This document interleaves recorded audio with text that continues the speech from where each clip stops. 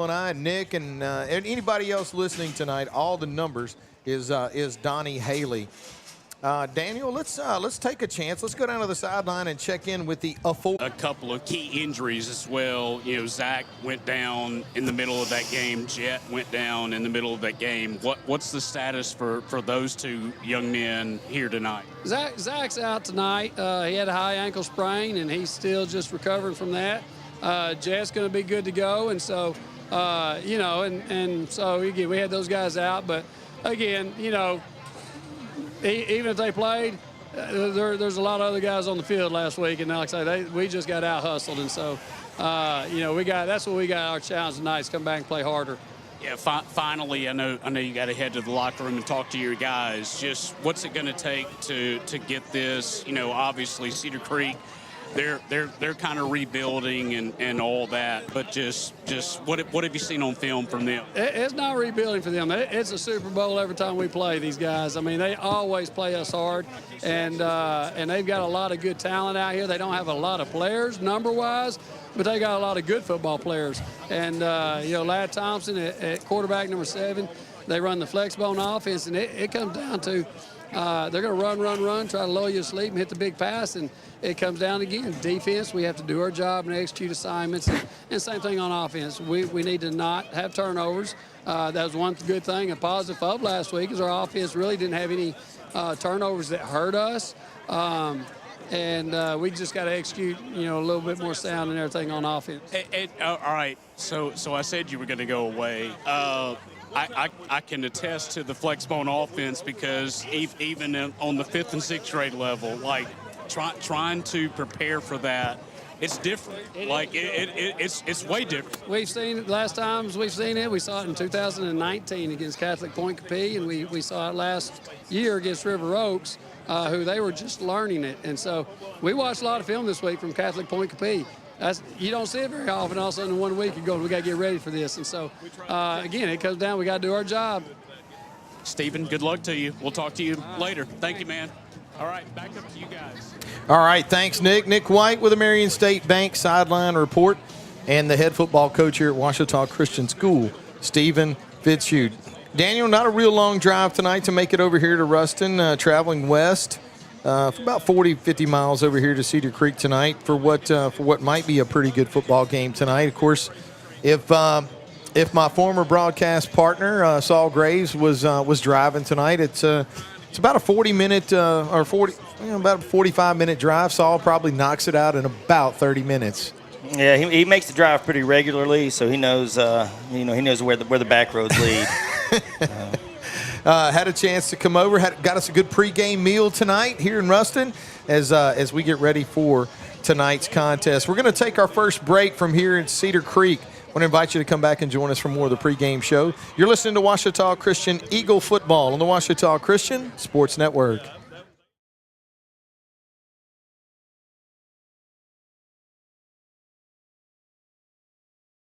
At 3B Outdoor Equipment, we pride ourselves on our service, and now we've added another location in West Monroe, located 1 mile south of I-20 on Well Road. Our new location offers the same level of customer service you've come to expect at our Monroe store, and is stocked with additional brands like Toro and Skag. 3B Outdoor Equipment, the equipment you need and the service you deserve. Hey sports fans, this is Ashton Smith with Shelter Insurance. We are a local agency that specializes in providing the best coverages and service for our clients. We offer all your insurance needs such as auto, home, life, and commercial. We would love the opportunity to earn your business. Please call us at 318-343-3582. You can find us at Facebook or at 205 Old Bastrop Road in Monroe. We are your shield. We are your shelter. If your car or truck is broken down, or you locked your keys in your vehicle, or you just need a flat fix, call Bears Towing and Recovery at 388-3021. In fact, why not just save the number in your cell phone? That's 388-3021. Bears Towing is on call 24 hours a day and 7 days a week. They understand that an emergency doesn't happen at convenient times. Bears Towing, 388-3021. Bears Towing is a proud sponsor of OCS football. Dreher Contracting has been walked on and driven on all over town for 5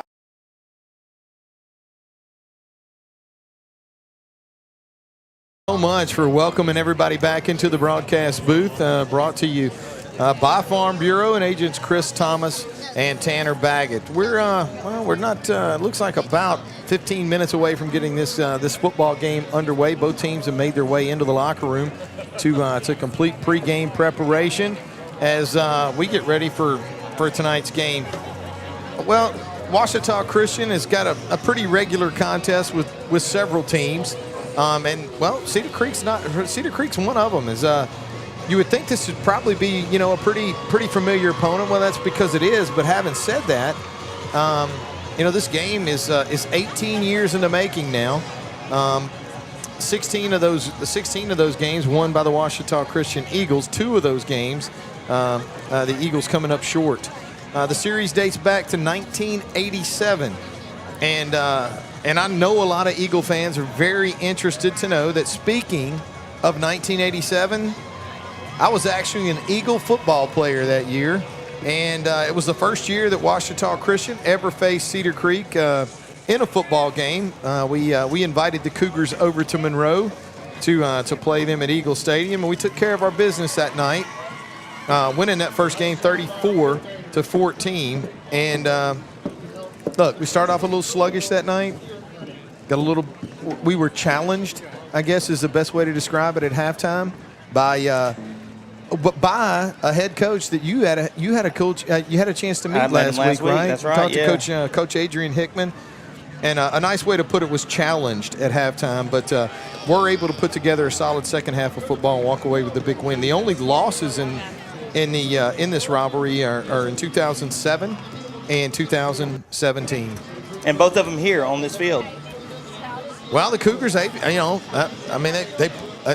play well here. They do. It's a difficult place to play. It doesn't matter. I talked about this last year. Every time we play them, it's a difficult place to come and play, whether you're playing baseball, football, softball, basketball, whatever it is. I mean, they make it uncomfortable for visitors on the field. Other than that, we got our own press box up here. I mean, that's nice. It's comfortable. 2 weeks in a row we've had our own press box. That's pretty impressive. Yeah. I got a feeling that's not going to hold up. Well, a couple years ago, the last time we were here, was that 2019? Okay. We're down 1 with about a minute 45 left, and Tristan Wiley catches a 97-yard touchdown pass right down there, and that we take the lead, and then, about 20 seconds later, a football time. James David Miller gets a pick six, a big man scores, and we win. Exciting night, and we saw them again that year in the playoffs at home. Definitely took care of business in that playoff game. I think we shut them out in that game, but we almost lost a game over here that year, and we had a really good team, and we were expecting to win that game much more convincingly. So are you trying to tell me and the rest of our listening audience tonight that because I'm telling you right now, my expectation is, if this Ouachita Christian football team takes care of its business the way you and I both know it's capable of, I expect to win this game pretty comfortably. You're saying? I'm saying you got to play the game. Okay. You know what I mean? I mean, you have to play the game. You got to execute on the field, and you don't take anything for granted. I know we have some players who have won a lot of games, but you cannot take it for granted. That's exactly what Fitchie was talking about. You can't think you're just going to make somebody lay down. You have to make the plays. You have to execute. If you're going to out-hit them, you got to out-hit them. Absolutely. I agree. Hey, you know what? I love it. Yeah. I love it. The head coach for the Ouachita Christian Eagles is in his 24th season. Stephen Fitzhugh. Coach Fitzhugh's career record with Ouachita Christian, he has 246 wins against only 79 losses. And I will tell you this, I have been saying 78 losses for quite a while now, but we think we're going to throw one in there to make it 9. So 79 losses. The head coach for Cedar Creek in his first season with Cedar Creek is William Parkinson. Coach Parkinson has a career record with Cedar Creek of 3 wins and 3 losses so far this season. The Eagles enter tonight's contest at 6-1. 1-0 in district play. The Cougars come in tonight at 3-3 overall, and they'll begin district play tonight. The Eagles, well, you know what? They lost a heartbreaker up in Monticello, Arkansas last week, and also lost the #1 spot in the Louisiana High School Sports Writers Association poll as the Eagles drop down to number 2 according to the poll, and the Cougars come in unranked according to the same poll. Either way, I think, Daniel, what you're saying is we made a bus ride over here. The Cougars were kind enough to open up this field to us tonight, and you're saying we're going to have to play a football game. You got to play a football game. I mean, and this is a game I think that both teams look forward to. This one was circled on the Cougar schedule from day one. One, because of the opponent, two, because it's a district game. It's their district opener, and they've won 3 in a row. They're coming into this game on a 3-game winning streak. They lost their first 3, then ripped off 3 wins in a row, so they want to keep that winning streak going. The Eagles are going to have to play tonight. So, Cougars getting ready to make their way onto the field. Eagles still in the locker room. Let's take a minute to go down to the sideline and check in with Nick White and a Marion State Bank sideline report. Nick, how you doing? Hey, I'm doing great. For me, this is an interesting game because I don't think it's any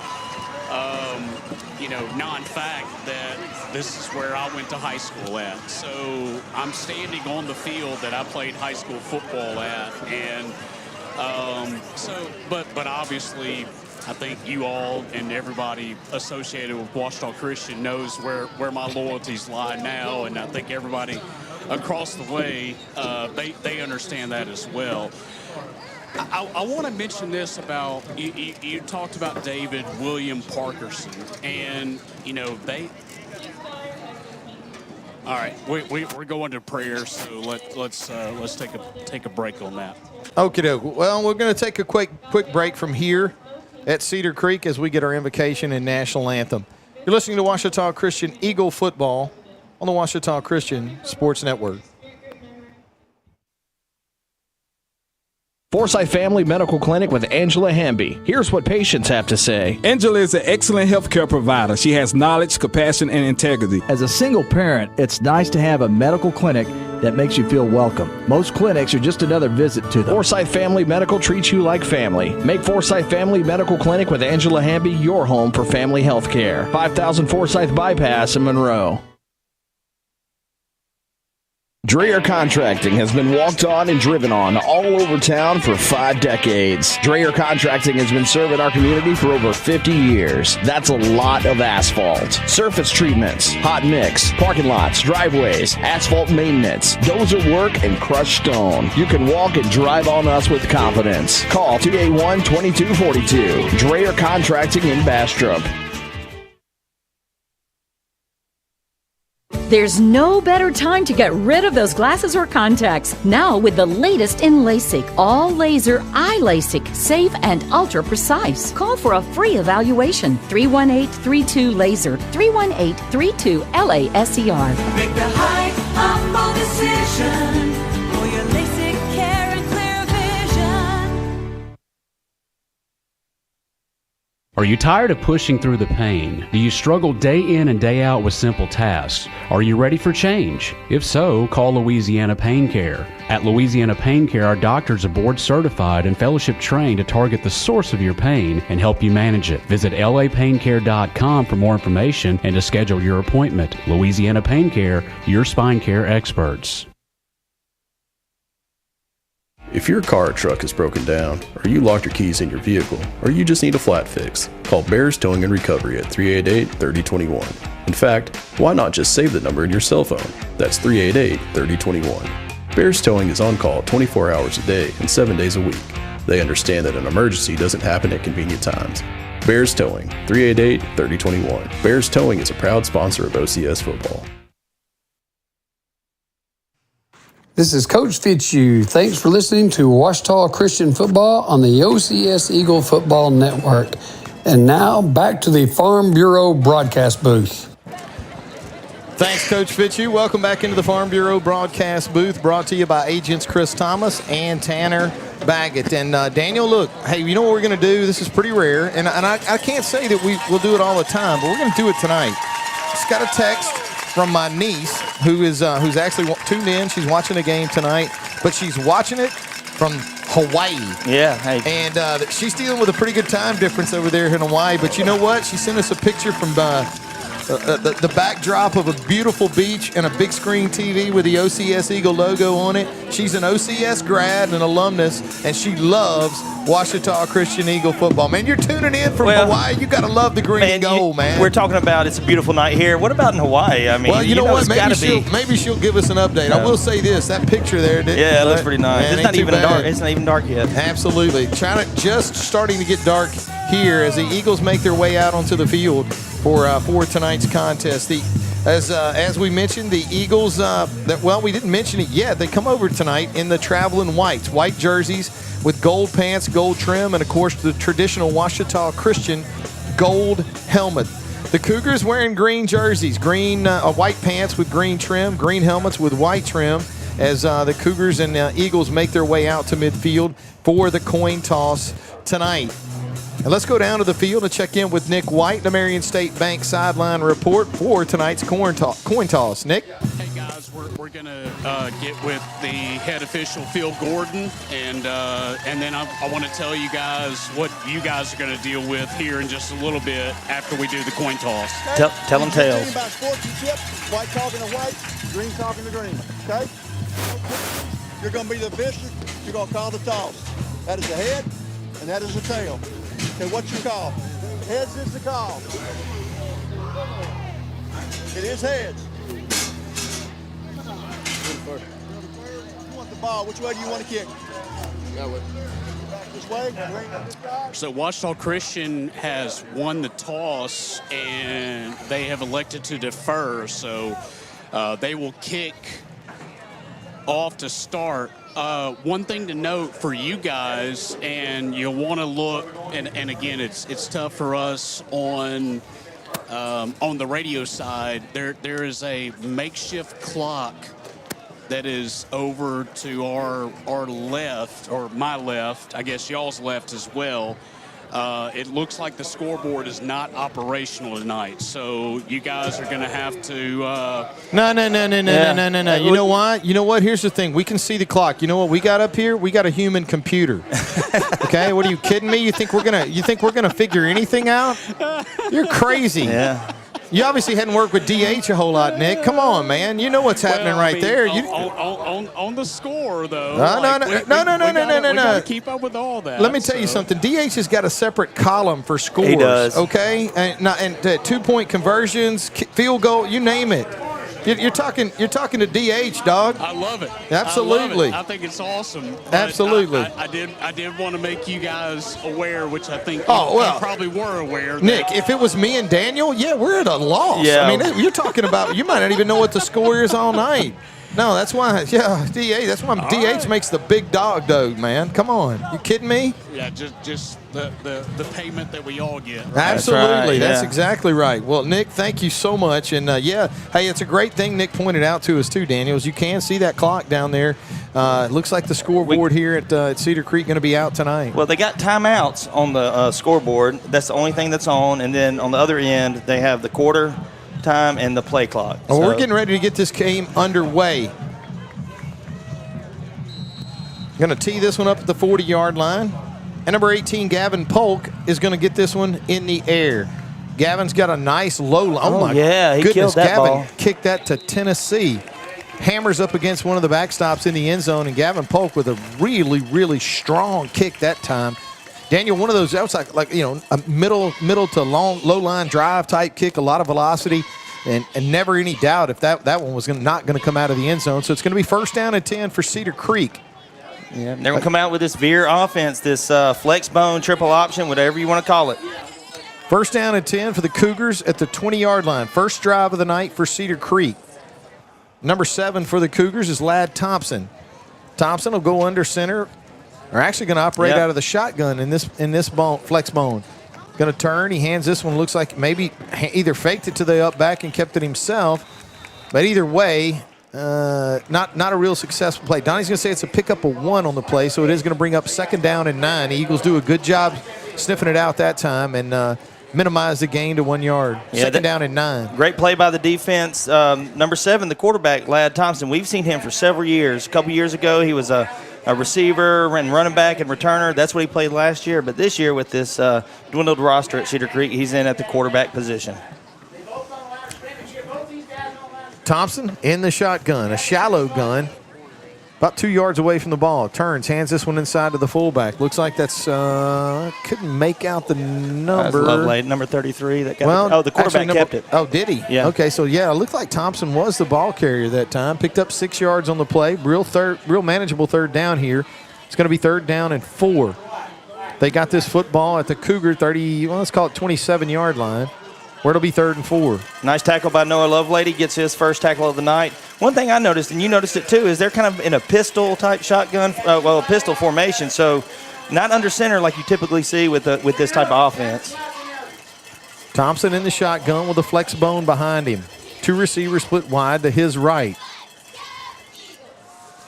Going to turn, keeps this one himself, and it looks like really going to be difficult. I say difficult. It's going to be enough for a first down. Needed 4, picked up 4, and that's going to be enough for a first down for Cedar Creek. First first down of the night for Cedar Creek, first down of the game. The Cougars traveling from right to left from our vantage point. First down and 10 at their own 30-yard line. Yeah, Thompson, the only one to touch the ball so far, 3 rushes in a row, moves the sticks for the Cougars on their first possession. And how awesome is it to see for you to be able to actually tell us what happened on the last play as the Cougars go into a huddle last week. Yeah. You want to talk about a fast break offense. Thompson looks to throw. He's got a man with a step on Tate Hami, but it's overthrown. Intended that time for number 1, Lawson Lillo, and that's going to bring up 2nd down and 10. Yeah, that's what Coach Fitzhugh talked about. You know, they were going to run the ball, try to set up. Their favorite passing play is releasing right at the seams, and that was that right there. Good job by Tate, staying within range of him and not completely abandoning his assignment there. Tate Hami going to be operating at safety tonight. Kind of floats between corner and safety, depending on the week and probably the game plan. 2nd down and 10 for Cedar Creek at their own 30-yard line. Thompson in the shotgun with a flex bone formation beside him. Sends a man in motion, turns, hands this one inside, gives it to the up back. That's number 5, Gray Worthy. Worthy will pick up 3 tough yards in the middle of that Eagle defense. And now you're going to see a little bit of down and distance here. So now you're going to be looking at 2nd and, 3rd down and 6. So a little bit different to me, Daniel, when you got to pick up 3 yards on the ground versus 6 yards on the ground. Yeah, the game plan is to get those 3rd and 2, 3rd and 3, 3rd and 4, so you can run anything. So there's going to – man, I'll tell you one thing about this field is we get to be in here with the coaches, Dave. Oh, absolutely. So here we go. 3rd and 6. Send a man in motion, operate out of the bone. Thompson keeps it himself. He's going to be wrapped up, and it's going to be back to the line of scrimmage and no more. Yeah. So now you're going to be looking at 4th down, and it looks like the Cougars are going to have their first punt of the night. That was a give right there. Stacy Shaw from interior defensive lineman makes a great tackle for, what was it, a pickup of 1 there? No gain, pickup of 1. Got back to the line of scrimmage and no more. Well, now you get what could be pretty entertaining aspect of the game is Tate Hami is going to drift back for the Eagles, one of the most explosive punt returners in any classification. Going to be a high kick. Tate's going to he's going to try to call his own number. Does a great job of securing the football before he's knocked down. Unfortunately, probably going to have to take this play off, but it'll be interesting to see if they allow him to stay on the field or not, knowing he's going to have to come off. Yeah, did lose his helmet on the play, so now the Eagles will have their first possession of the night. Well, I say Tate's going to have to come off. He's nope. Yeah, they're going to sit him out now. Yeah, he was going to make him tell him to go to the sideline, though. You know, he was going to hang out there as long as he could. Good little return by Tate. Not a lot of room to work, but able to secure the ball and pick up a few yards. First down and 10 for the Eagles. High snap from center. Vadrine pulls it down, and boy, does a nice job that time of checking that one down to Turpin. As Turpin does a really good job of getting a hold of the football and moving the football up the field. That's number 0, Patrick Turpin. Nice catch and a nice play. Gain of 19 yards on the play and enough for a community pharmacy first down. Love to see that first throw of the night, too. A nice shallow hookup right there in the middle of the field. Let Luke kind of shake the dust off and get some confidence going. Sends a man in motion across the formation. Looks to throw again, and again he finds Turpin, and again Turpin with a nice move to escape the initial defender. Good yardage after the catch. Gain of, let's call it, depends. It is. It's going to be a gain of 10 and enough for another community pharmacy first down. This is refreshing to see that we're able to pass the ball at short distance and move the sticks, get Turpin involved. We're without Zach White tonight, so Macon Leonard's going to get a shot at carrying the ball. First down and 10 for the Eagles. Vadrine looks to throw. Yeah. And Daniel, you cannot throw it any better than that, as Luke put it right in between the numbers of Patrick Turpin. Turpin had pulled in 3 in a row, and that time unable to secure the football. And it's going to be the first incompletion of the night. It's going to bring up 2nd down and 10. 2nd and 10 for the Eagles. Ball at the Cougar 23-yard line. Well, the Eagles found something they liked with that play. That was the same play 3 times in a row. That time, Luke Vadrine took a shot.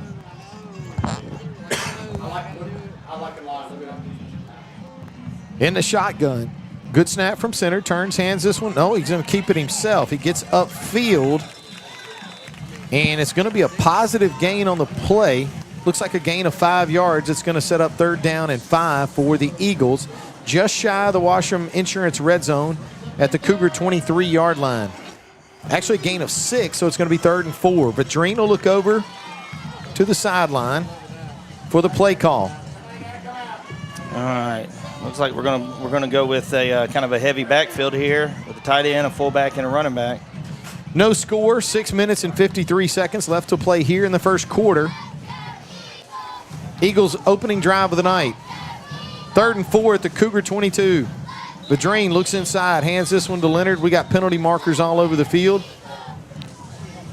And Daniel, from what it looks like, it's probably going to be an illegal procedure call against, well, it's actually going to go against the Cougars. Needed 4, that's going to be 5, so that's going to be enough for another community pharmacy first down.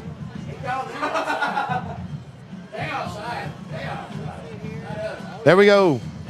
So it is going to be first down. They'll mark this one inside the Washam Agency red zone. First down and 10. Ball at the 12-yard line. Or actually, let's call it the 17. Vadrine turns, hands this one to Leonard. Leonard chops his feet. And we got a player missing his shoe.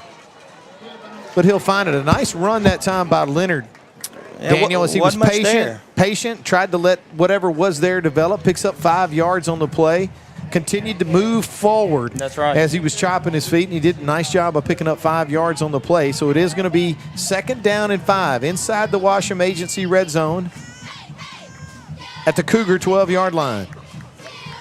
Vadrine in the shotgun. 2 receivers right, 1 left is Hamby. Good snap from center. Going to keep this one himself, and he is going to get wrapped up. Going to be a loss of a yard on the play, so it's going to bring up 3rd down now and 5. Yeah, just the read option there. Luke decides to keep it, but I don't know. It's a quick decision. He should have given it that time. He knows that. 3rd and 5 for the Eagles. Ball at the Cougar 13-yard line. Opening drive of the night for Ouachita Christian. I'd like to see Dugan release right here from the tight end position. Hit him for a touchdown. Split backfield, or actually an I backfield offset. Vadrine gets a good snap from center and looks to throw. He's going to run a screen. Gets that one inside. Dugan's going to try to make one man miss and does, but he's going to be short. He's going to be short of the first down, and actually only a gain of 2 yards on the play. So now you're going to be looking at 4th down. Well, Dugan was there at the tight end position, goes for a screen, but he can't get unattached from the lineman. So he makes the catch, and instead of getting upfield, he runs to the sideline. Of course, you've said it 100 times. You're not going to get anywhere running sideways. Now it takes a lot of effort. The Eagles have decided to go for it. 4th down. They're going to bring in a heavy package, commonly referred to as a wishbone. Yeah. With a quarterback in the gun. 3 backs in the backfield. Looks to throw. Got some pressure. It's going to be close. It's going to be real close. They're going to give the football in possession to Cedar Creek because we're going to come up short. Looks like he's about 1.5 yards short. Vadrine decided to call his own number on that one, unable to elude that defender, and the Eagles are going to turn over on downs. Well, Lovelady was in the backfield. You put an RPO in, so he crosses his face. Lovelady goes out to the left. He may have had him for a step or two, but again, opts to keep it, and now we have a turnover on downs. So the Cougars will take over in not very good field position. First down and 10 for Cedar Creek at the Cougar 9. 4 minutes and 12 seconds left to play here in the first quarter. No score from here in Ruston. Senior Ladd Thompson will bring the Cougars out in a flex bone set. Good snap. Thompson decides to run the option. Going to cut this one up inside. We got missed tackles all over the field. Thompson with a really nice job of running the football that time. He's going to have a gain of 11 yards and another Cougar first down. Well, I know Jet Hudnall's dressed out tonight, but we haven't seen him on the field yet. He's not playing cornerback tonight, and so running to that side where Jet usually is, Trey Carr's there, and he tries to set the edge, but what he needs to do is step in there and make that tackle. It's going to be first down at 10 for Cedar Creek. Thompson in the gun. Flex bone formation with him. One receiver split wide to his right. First and 10 at their own 20-yard line. Man in motion, turns, goes back across the grain, and he gets hammered. Guess who? Oh, leave it up to Noah Lovelady to make a tackle when we need a tackle. That's number 1, Lawson Lillo on the carry for the Cougars. And, well, Mr. Lillo has nothing to be ashamed about, Daniel. There's been a lot of people that get tackled by Noah Lovelady. Yeah, we're in the 460s in his career now. 460s. That's a lot. That's a lot of tackles. That's a lot of tackles. And I know he's got 2 tonight. I don't know about 3. May have 4. I don't know, but I know he's got 2. Second down and 10. No gain on the play. Thompson brings the Cougars to the line. Flex bone formation with a man in motion. They turn. They run the pitch.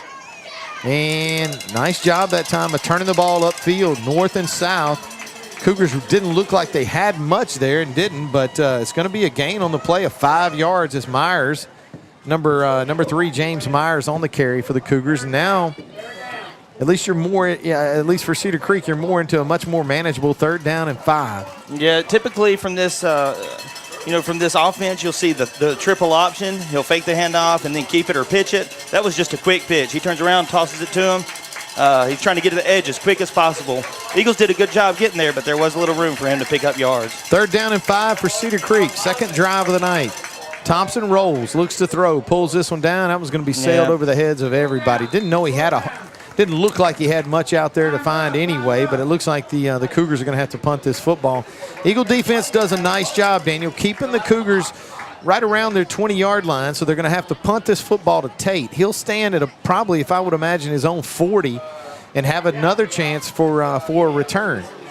Good coverage that time by Cedar Creek on the last punt. Kept Tate from really getting a whole lot done with it. Tate will stand with his heels at his own 45. Gladly take that field position if that's all we get.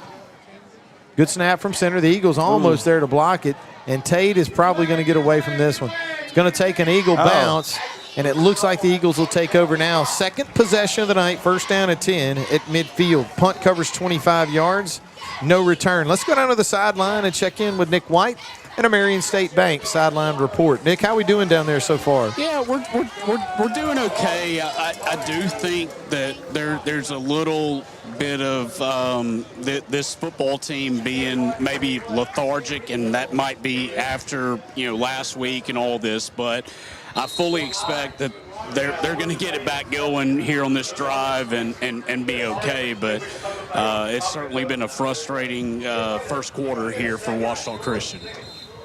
And thanks a lot. Nick White with the Marion State Bank sideline report. Number 8 for Cedar Creek is actually Blake Robinson. Daniel, he was lined up in the neutral zone, actually had his head across the ball, so they're going to penalize him 5 yards. And it's going to bring up first down now and 5 for Washita Christian as they cross over into Cougar territory at the Cedar Creek 45-yard line. First down and 10. Second possession of the night for the Eagles. First possession resulted in a turnover on downs. The Dreams got 4 receivers to his left, Tate Hami to his right.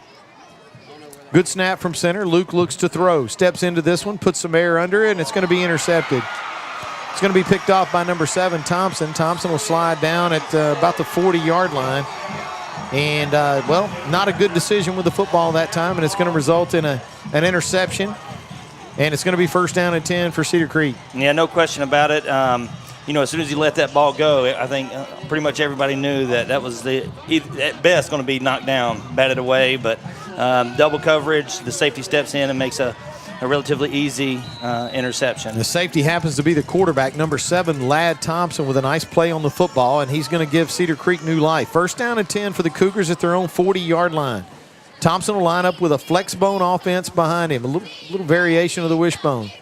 2 wing backs, 2 flankers, and a tailback. Thompson in the middle in the shotgun. Good snap from center. He's going to run the option. Cuts this one up. Oh, my Big goodness. hit. He takes a shot. Guess who hit him? Yeah, that was Noah Lovelady. Oh, Lordy. Gain of 2 yards on the play. And, brother, that was 2 yards the hard way. It was. Noah's coming across the field there, trying to find the gap. And found Ladd Thompson. Yes, he did. It was filled with number 7, Ladd Thompson. Whew, that young man plays a stingy linebacker. I don't even know where most of the time you don't even know where he comes from. No, all of a sudden he just lays into somebody and you're like, where was he? It's going to be a gain of 2 yards. Well, maybe Donnie gives him 3. So 2nd down and 7. Ball at the Cougar 43-yard line. Minute left to play here in the first quarter. No score in Ruston. Thompson calls for the ball. Going to run the option again, and he'll fall forward for a yard. Donnie will give him 3. So now you're looking at a very manageable 3rd down and 4. As I don't know that they'll get this play off. They might. Play clock is, not having a lot with a play clock, but 20 seconds. Yeah, I think they unfortunately, I say unfortunate. I think they're going to have to run this play. You got 20 seconds left to play, or 20 seconds left on the game clock, or play clock, and 30 on the game. So they'll run. This will be the last play of the first quarter. Thompson in the shotgun. One receiver, actually 2, split wide to his right. They keep this one on the ground. The Eagle defense is all over it. Going to be a loss of 1 yard on the play, and that is going to bring it into the first quarter here in Ruston. We want to thank tonight's first quarter sponsor, Darren Dugan Agency. For all your home, auto, life, and business insurance needs, call Darren Dugan today, 318-807-2100. That's 318-807-2100. And we want to thank the Darren Dugan Agency. Daniel, they've been doing this. They've been sponsoring part of this broadcast for quite some time, and we want to thank Darren and his team at the Darren Dugan Agency for their continued support of Ouachita Christian Athletics. We also want to thank Darren for his continued supply of boys. Good football. Yeah, that's right. Yeah. Of good football players, as a couple of young men have come through this program. And just the Dugan family, great family here at Ouachita Christian, have been for quite some time. Yeah, so the Eagles are going to go into the second quarter. They're on defense, but they're going to try to find a way to work out of these offensive woes we've experienced at the second half of last game. And we had put together a drive a little bit with a couple passes, but stalled out. Without Zach in the backfield, Zach accounts for about 65 to 70% of our rushing game, and he's a major absence on the field tonight. Excuse me, the Eagles are going to have to find a way to move the ball, move it efficiently. Well, it is going to bring up 4th down for Cedar Creek, and it looks like the Cougars have elected to go. Now, we'll tell you this. Number 5, the tailback, is also their punter. Yeah. So this could be a real quick kick and kind of surprise everybody. Or they could try to go for it here at their own 44-yard line. They send a man in motion.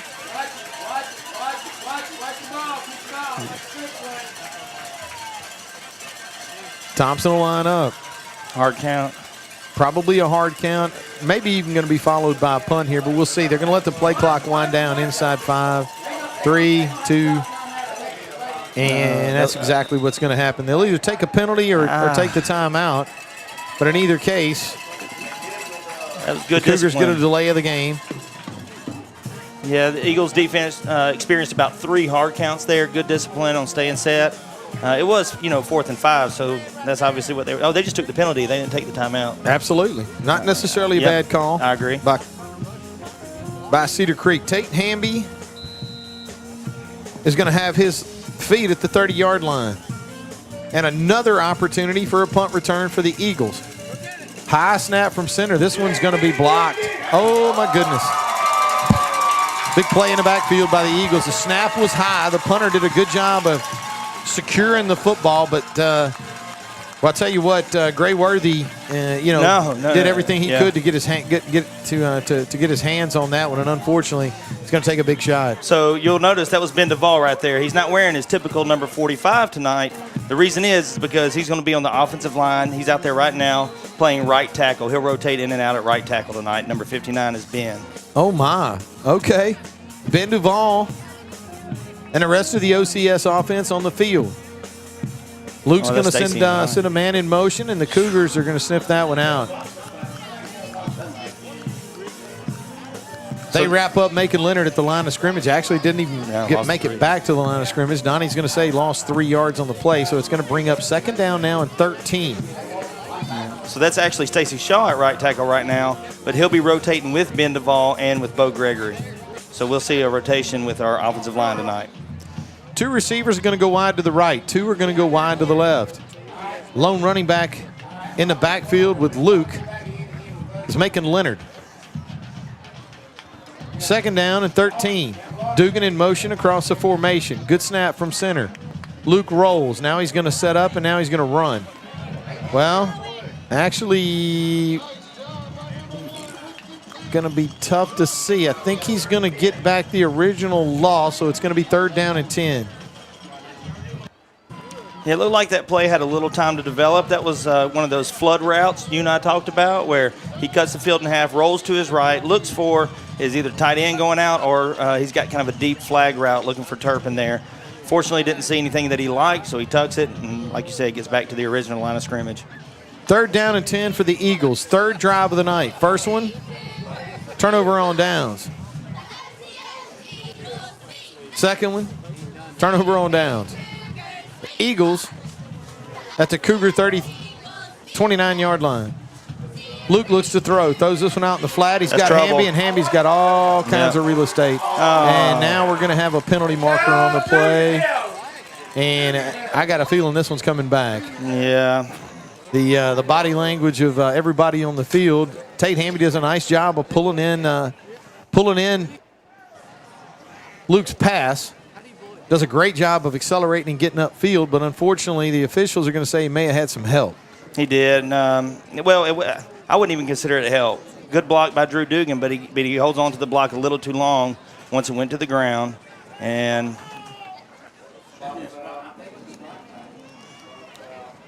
yep. Yep, so that'll negate the touchdown and cost the Eagles from the spot about 10 yards. So third and 15 or so.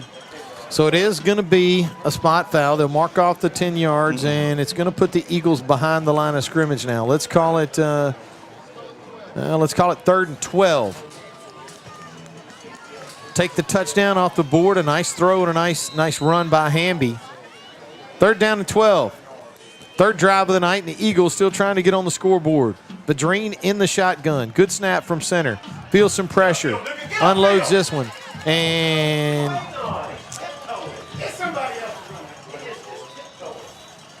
Dugan will make it. Well, he's going to pick up positive yardage. A gain of 8 on the play. He needed 12. So you're going to be looking at 4th and 4. Yeah, ball's going to be at the Cougar 23-yard line. Offense is staying on the field right now.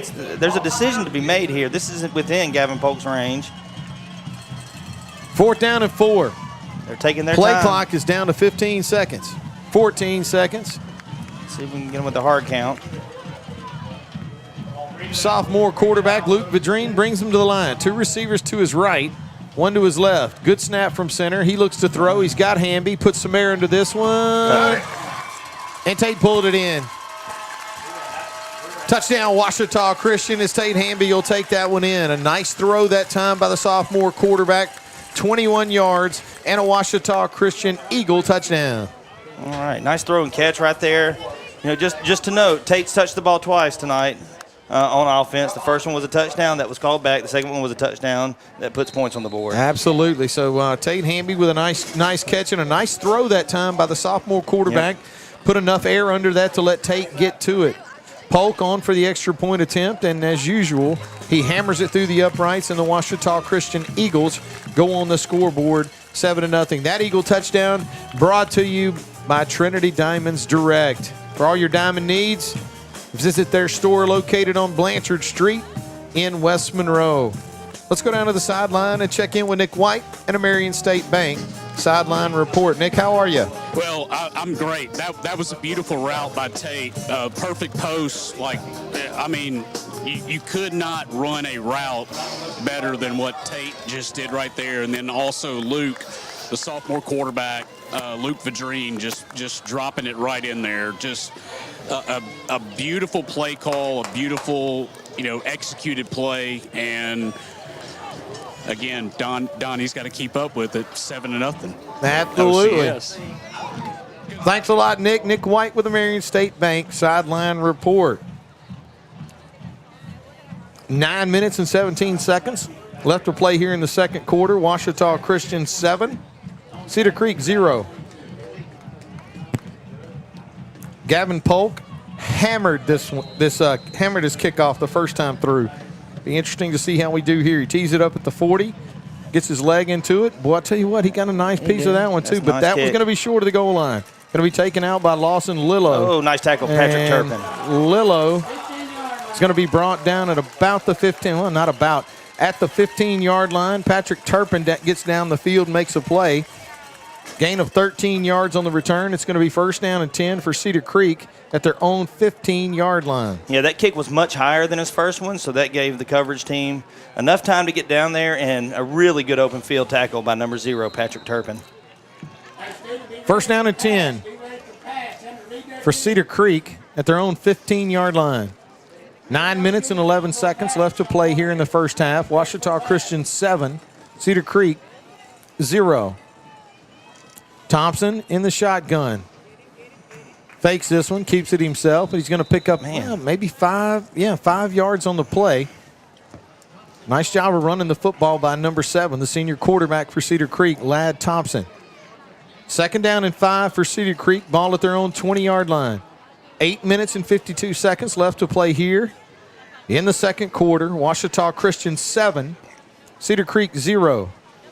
Yeah, Trace Busby's checking in tonight. He had surgery earlier in the season, so he's back out on the field.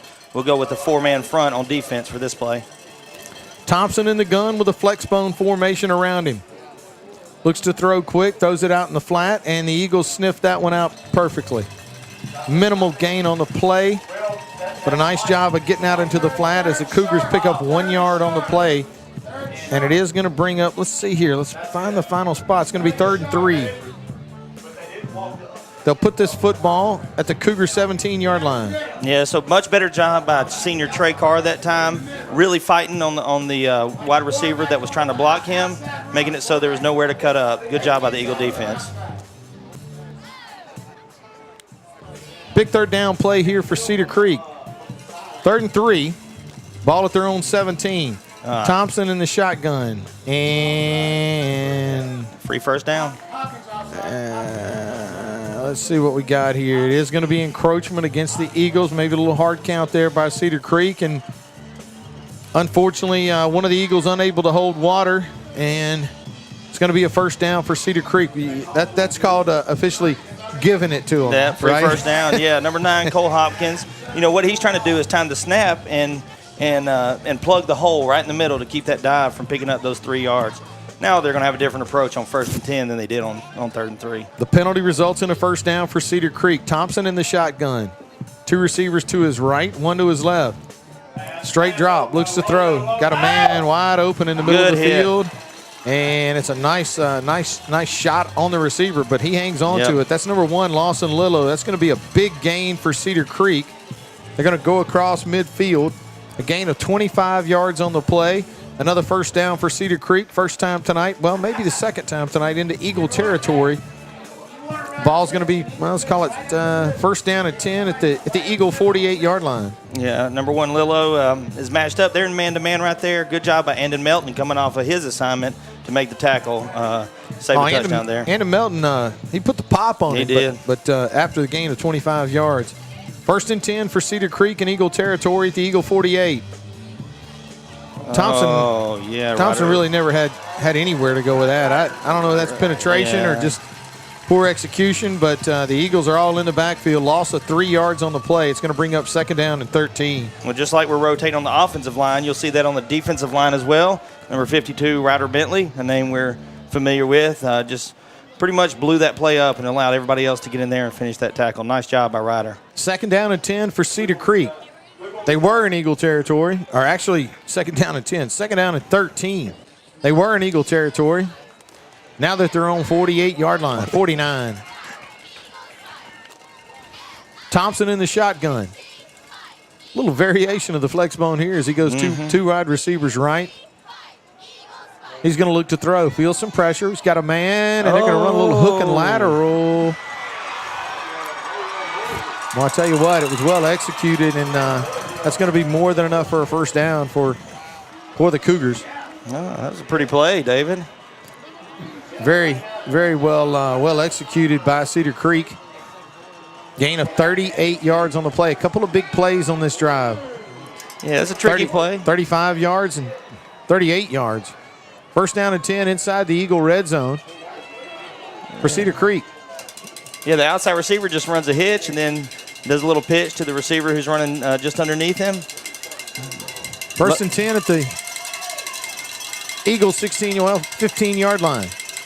Thompson sends a man in motion, going to run the option, keeps it himself. He's got a little bit of running room.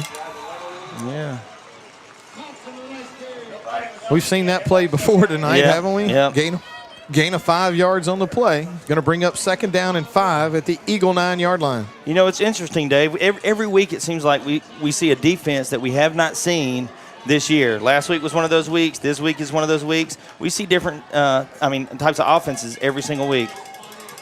2nd down and 5. Ball at the Eagle 9-yard line. 4 minutes and 46 seconds left to play here in the 2nd quarter. Eagles 7, Cougars nothing. Thompson in the shotgun. Good snap from center. Looked like he was going to hand it off, but kept it. Made it back to the line of scrimmage, and that's it. So you're going to be looking at 3rd down for Cedar Creek. Deepest penetration into Eagle territory of the night for Cedar Creek as they're inside the Eagle. Still inside the 10 at the 9. 4 minutes and 15 seconds left to play here in the 1st half. Cougars keeping this thing on the ground is causing this clock to fly. Both teams with all 3 timeouts remaining.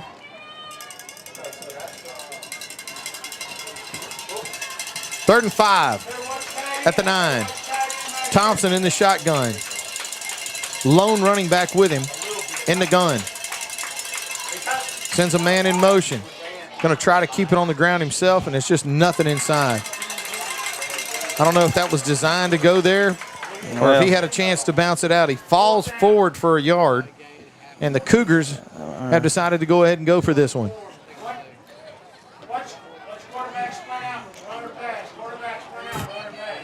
Biggest play of the half for Cedar Creek. 4th down and 4. Ball at the Eagle 8-yard line. So last time they had this, they tried the hard count, ended up taking the penalty yards. They're not going to take the penalty yards here. They might try the hard count, though. Not a bad idea. And then call a timeout. I don't know what their kicker situation is, though. I didn't notice before the game. Clock's going to run down inside 3 seconds, the play clock, and they'll call timeout. So the Cougars will come over to the sideline and have a chance to discuss it. Let's go down to the sideline and check in with Nick White and a Marion State Bank sideline report. Big play here for Cedar Creek coming up, Nick. Yeah, no doubt about that, and also for Washita Christian, just from the standpoint of you got to get some momentum back. I'm just being honest with you. I'm down here on the sideline, and it just does not seem like there's a whole lot of juice right now down here, and energy and things like this. So you've got to find a way to come up with a play that will create some energy and some juice. And hopefully that's coming up right here on this 4th down play. Thanks a lot. Nick White with the Marion State Bank sideline report. Eagles only had 3 possessions this whole half. Is that right? Turnover on downs. Four possessions. Turnover on downs. Turnover on downs. Right, and then interception. Interception. And touchdown. and touchdown. So 4 possessions. No, that's 3. 3, yeah. Well, no, I'm going with what Donnie says. That's all I'm going to say. I'm going with what Donnie says. We only had 1 turnover on downs. Okay, I thought we had 2, but maybe I'm wrong. Yeah, only 3 possessions in almost half of football. The biggest play of the half is coming up right now. That's right. 4th down and 3. Cedar Creek with the ball at the Eagle 9. Thompson in the shotgun with a lone running back with him in the gun. 2 receivers left, 1 right. He's going to look to throw this football. He set up a screen. It's going to go in and out of the hands of number 6. Well, I tell you what, that might have been a touchdown. And number 6 just unable to secure the football. That's actually number 6, Cade Luger. Yeah. And Luger is going to drop the ball. Maybe so it's going to be touchdown. 1st down and 10 for Ouachita Christian. Boy, he had a lot of green grass. It was in at front least a of him. 1st down, and they would have had 1st and goal down around the 5, inside the 5 right there. So Eagles with the break there is good play execution until the receiver drops the ball. All right, so we're going to call this the 4th possession of the night for OCS. Yep. Okay, so the Eagles That's what Donnie says. with the football for the 4th time tonight. Sophomore quarterback Luke Vadrine in the shotgun, and he's going to look to throw. Rolls, unloads, got a man. That's going to be hauled in by Hudnall, and Hudnall's going to have enough for a community pharmacy 1st down. A nice throw and a nice catch on the outside by the senior wide receiver defensive back, number 22, Jet Hudnall. And Hudnall picks up, well, we're going to see how well they spot it, but it's going to be a gain of 14 yards on the play. Yeah, good throw on the run. Get the Eagles out of the shadow of the goalpost.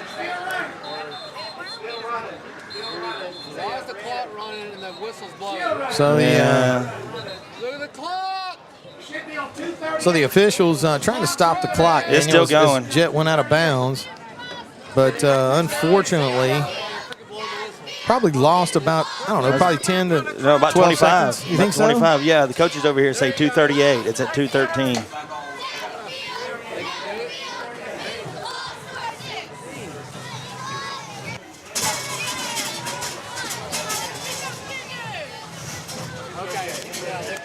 All right, so we got the clock back to 2:30. We gave us 17 seconds of it back.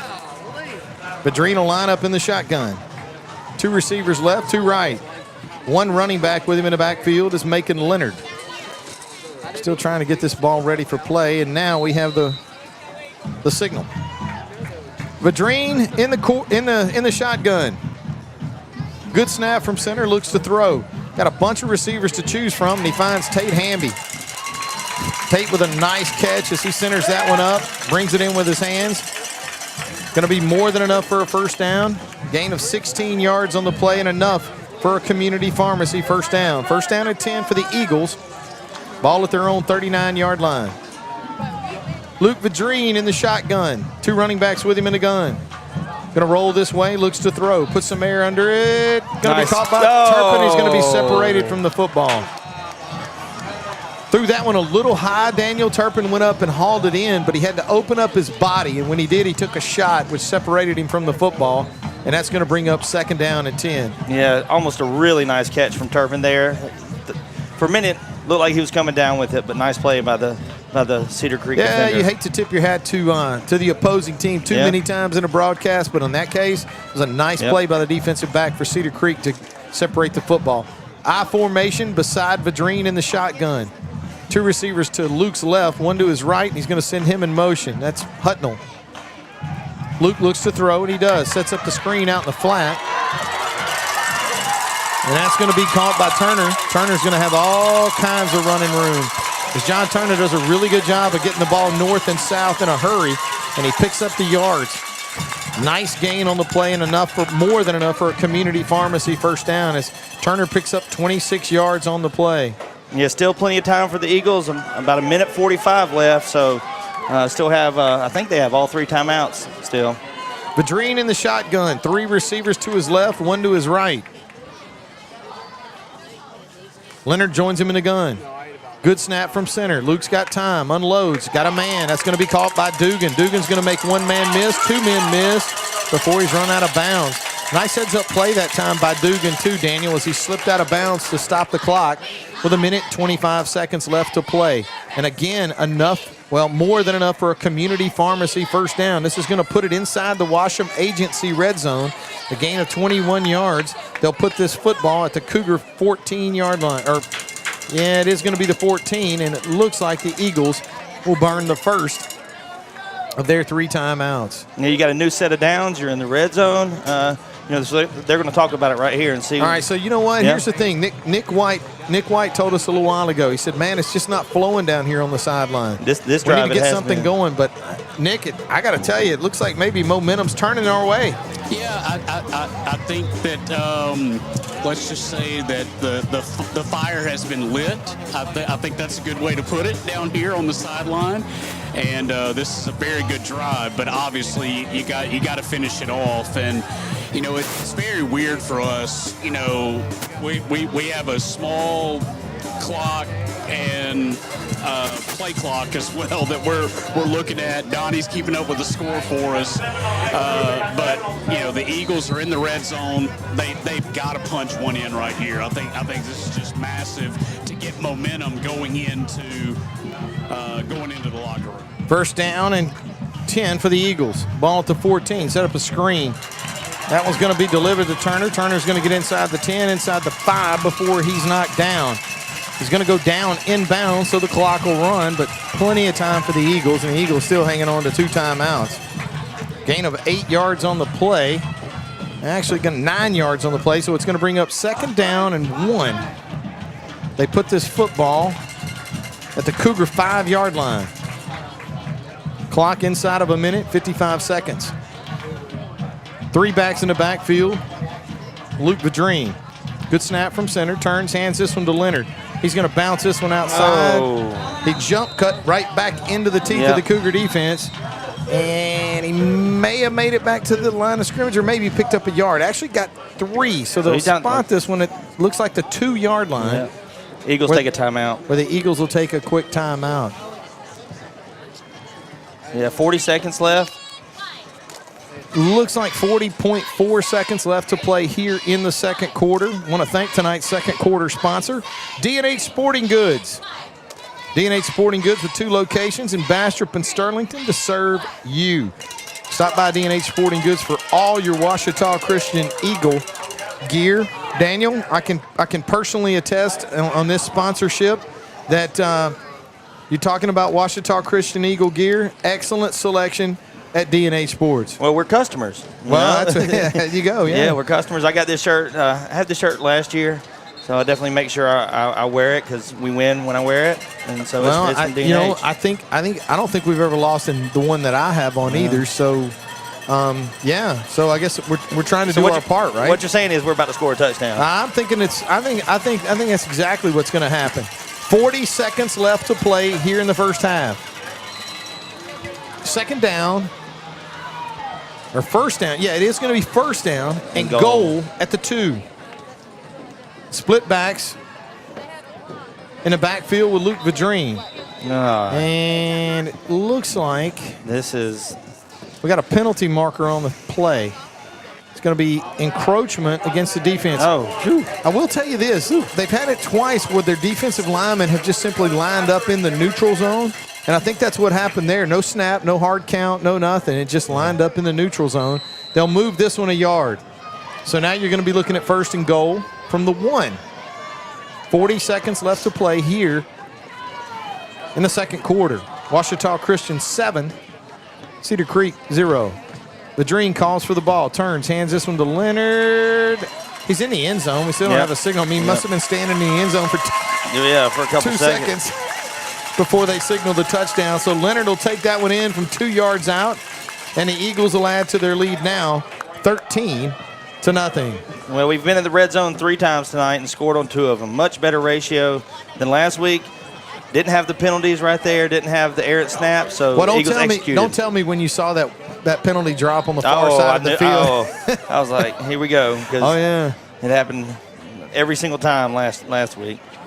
There you go, Gavin. Gavin Polk on for the extra point. He goes up, and it splits the uprights, and the Eagles add to their lead now, 14-0. 36 seconds left to play here in the first half. All right. The flex bone and offense you don't see a whole lot of, right? Well, but that's the flex right. bone doesn't really lend itself to throwing the football down the field and putting points on the board with 30 seconds left. But Cedar Creek showed us they had the ability. They threw a couple of passes to set themselves up with their best field position of the night. And unfortunately for them, unable to put points on the board as a result. You know, the Eagles, they'll get the ball to start the third quarter. All right, so what you want to do here is just make sure that you tackle on this kickoff, and then you're going to back your defense up just a little bit. Say, hey, safeties, nothing gets behind you. You know, they're going to try to throw the seam route maybe, you would think. Or they may just take it into the half. Don't want to risk a catastrophe. Well, it'll be interesting to see what Gavin Polk allows. The first kick of his tumbled deep into the end zone with no opportunity for a return. The other one was fielded cleanly at around the 1 yard line. So it'll be interesting to see here how the Cougars start this last drive field position wise. Polk is going to kick a low line drive. I think that's intentional, but it's going to be scooped up by the Cougars at the 25 yard line. They'll go across the 30 where Cedar Creek will start their final drive of the half here. Yeah.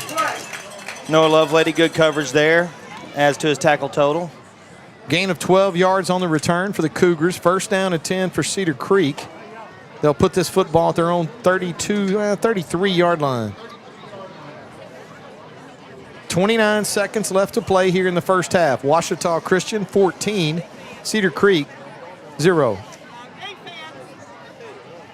And Daniel, I think they're going to do exactly what you alluded to as option B, which is take it to the house. Avoid a mistake. With a down 14 points, and that's exactly what it looks like they're going to do. Well, the officials aren't letting anybody off the field yet because I don't know why, but the play clock and the game clock, there's not a differential. But Cedar Creek, did Cedar Creek call a timeout? Well, no, because the clock's still running. And every one of their players is on the field. Difficult to say. Yeah. Well, okay, so it must have been a huddle prior to going into the locker room. Yeah. So it is going to bring an end to the first half of play here in Ruston. Ouachita Christian 14, Cedar Creek 0. I want to thank everybody for tuning into tonight's game, and we'll be able to come back and give you some of the highlights of the first half as well as the statistics from tonight's first half of play. I want to thank everybody for tuning in to Ouachita Christian Eagle Football on the Ouachita Christian Sports Network. As we go to the half, Ouachita Christian 14, Cedar Creek 0. Hi, I'm Dustin Valance with Ludwig Marine here on Darbone Lake, 110 Old Highway 15 in Farmerville.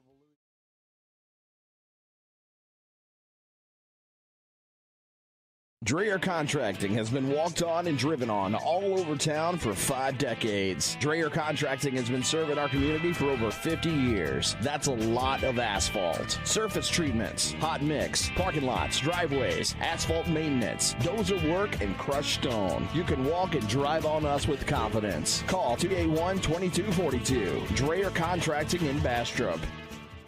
Everyone likes to be on the winning team, but there are always many obstacles in the way. Join us at Forsyth Church of Christ, where we celebrate overcoming the hurdles and struggles of life together. We are a community of faith, supporting each other's victories. Come as you are, and let's tackle life's challenges together. Join us at Forsyth Church of Christ this Sunday at 10 a.m. Visit facoc.org for more information. Go Eagles! Forsyth Family Medical Clinic with Angela Hamby. Here's what patients have to say. Angela is an excellent healthcare provider. She has knowledge, compassion, and integrity. As a single parent, it's nice to have a medical clinic that makes you feel welcome. Most clinics are just another visit to them. Forsyth Family Medical treats you like family. Make Forsyth Family Medical Clinic with Angela Hamby your home for family health care. 5000 Forsyth Bypass in Monroe. There's no better time to get rid of those glasses or contacts. Now with the latest in LASIK, all laser eye LASIK, safe and ultra precise. Call for a free evaluation. 318-32-LASER, 318-32-LASER. Make the high, humble decision for your LASIK care and clear vision. Are you tired of pushing through the pain? Do you struggle day in and day out with simple tasks? Are you ready for change? If so, call Louisiana Pain Care. At Louisiana Pain Care, our doctors are board certified and fellowship trained to target the source of your pain and help you manage it. Visit lapaincare.com for more information and to schedule your appointment. Louisiana Pain Care, your spine care experts. Hi, I'm Dustin Valance with Ludwig Marine here on Darbone Lake, 110 Old Highway 15 in Farmerville, Louisiana. We have all your needs to have a great day on the water. From bass fishing, we carry a full line of products and services. Come check out our impressive lineup of Ranger bass boats, pontoon boats, and aluminum boats as well. Give me a call today, 318-368-8922. Ludwig Marine would like to say go Eagles. Here's the deal. When you combine State Farm home and auto insurance, you save an average of $889. State Farm agent Ron Bush is ready to help you combine home and auto and save with 2 locations to serve you in Bastrop and Sterlington. Call 318-388-4663 today. Like a good neighbor, State Farm is there.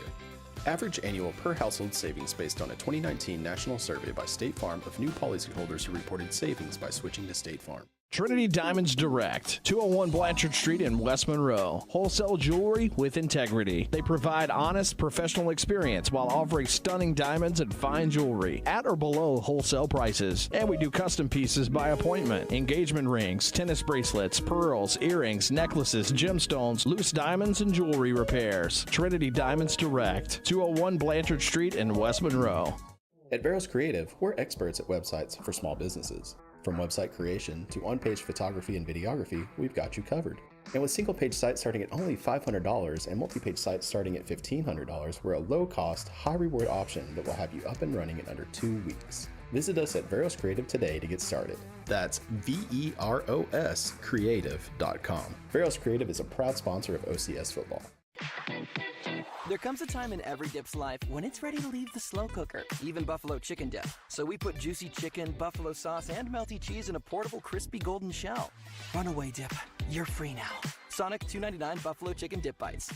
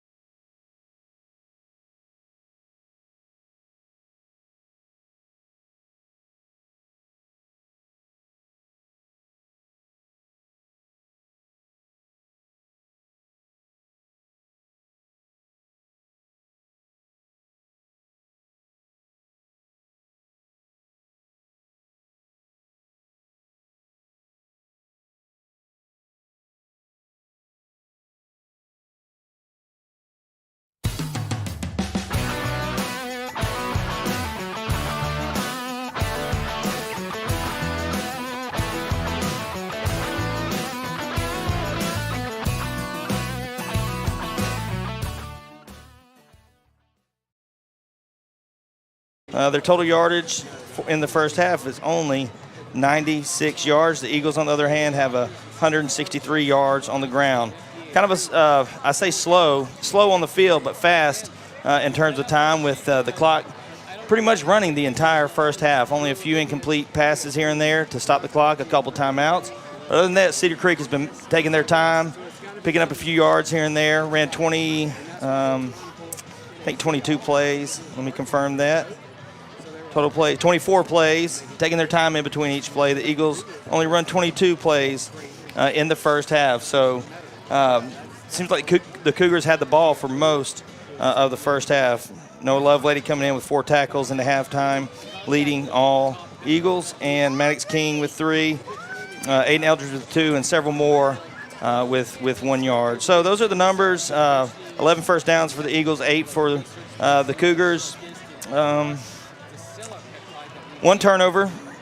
It was by the Eagles on the interception. Eagles are 2 of 4 on third down conversions, 0 for 2 on fourth down conversions. And the good thing is the Eagles will receive the kickoff to start the third quarter. It looks like we're about 10 minutes away from the kickoff for the second half of this football game. Looked up a few scores. The really big score, I think, that if you're listening to this and you're missing some football in our area, the West Monroe Rebels were up 14-7 on the Ouachita Lions, getting near half there, so low-scoring affair there. But here, the Eagles are up 14-0 as they go into the half and look to get the ball to begin the third quarter. Again, we want to thank our halftime show sponsor, Sterlington Physical Therapy. Call Craig at 235. Let me start all over. Call Craig at 235-9326 to set up your appointment, located at 8649 Highway 165 North. Eagles again up 14-0. That's our in-game scoreboard update. Our sponsor for that is Shelter Insurance Agent Ashton Smith. I know Ashton's probably somewhere here at the game, but for all your insurance needs, give Ashton a call at 318-343-3582. We're going to take another short break and come back for the third quarter and second half of this game. Thanks for listening. You're listening to Ouachita Christian Eagle Football on the OCS Sports Network.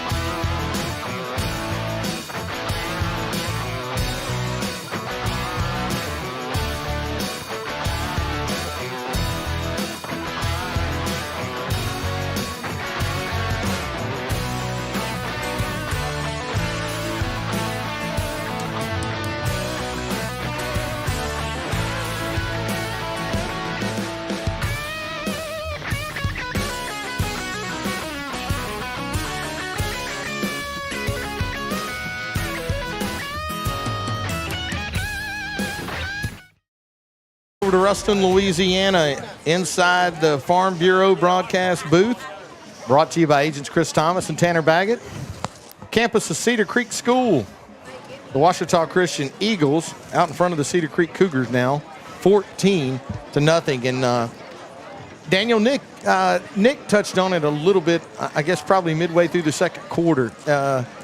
Just not a whole lot of energy, not a whole lot of fire on the Eagle sideline.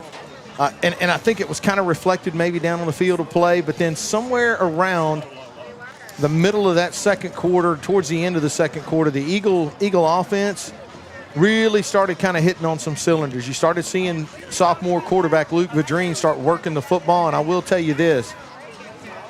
He was throwing the football to multiple targets, and he was able to move around and get it done. It looked like, I don't know. I mean, I know he hit Tate Hami. He also hit John Turner. He also hit Dugan. Yeah. I mean, there were several throws that moved the ball down the field on that last drive, and I got to tell you, the sophomore quarterback looked really good doing it. Also, well, you know, he had he's thrown 2 interceptions now on the season. Going into the Harding game last week, no interceptions. One against the Wildcats last week, and then of course one here tonight. That you know, just an ill-advised pass, trying to make something happen.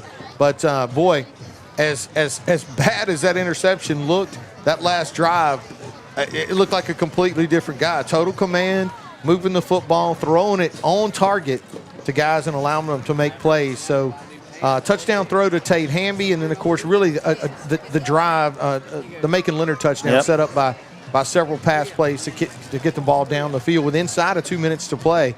But a really nice job as that Eagle offense looked like it started kind of building some of that momentum. And I agree with you. You said it maybe on our third possession. You know, we just hadn't been firing. Like we're missing that spark, that whatever that is, we were missing it, and we missed it throughout the second half of the entire Harding game. And I will tell you, that last drive to end this half, it looked like whatever that is, boy, it came back to visit as the Eagle offense got it done in a big way. Well, so, you know, we're playing this team that runs this veer offense, this triple option type offense, and the offense is designed for ball control. You know, so that's why you run it. You try to minimize your mismatches and control the ball, control the clock, and that's exactly what Cedar Creek did. So they've executed their game plan, except they haven't scored, but they have kept the ball in their possession for a lot of the first half. So if you want to work your way out of a little offensive slump, you know, for going on about 3.5 quarters, it's hard to do that when you're not on the field. So the Eagles finally get to go back on the field, after the interception, and rectify that with a great drive that's capped off with the Macon Leonard touchdown run to really close out the first half. And so that's what it looks like. It's tough when you don't have the ball, but once you get back out there, you mentioned working the ball around. Yeah, we got Tate Hami with 2 catches. I think John Turner and Drew Dugan both have 3. Patrick Turpin has the 2 catches that the first 2 plays of the game, and then Jet has that 1 catch. Luke Vadrine, Sonny Vadrine just walked in. I got Vadrines everywhere. But Luke is 10 of 14 for 147 yards. So pretty efficient first half. Take away the interception, he's had a really good first half. And so that's good. Now, what we've had a hard time doing is moving the ball on the ground. We've only got about 16 yards rushing there in the first half. And, Macon Leonard had 6 of those on that last drive. Luke Vadrine's got the other 10 yards on the ground. So I know with the absence of Zach White, we're going to miss him when it comes to running the ball. Like to see some of these guys make some big plays who get the ball in their hands. We've seen John Turner with the big run after the screen. Drew Dugan's done some good work with the ball in his hands, of course, Tate. We'd like to see somebody in the backfield kind of explode and make some plays. Well, I'll tell you this. One thing I've watched, and I've noticed this throughout his career, and we of course, you and I both have had limited exposure to it, but we see it in the game. I like to see Macon Leonard on the edge, and I like to see him on the edge in a hurry. Whether it's a toss sweep or you're setting up some kind of, but Macon in space and on the corners is where he does most of his damage.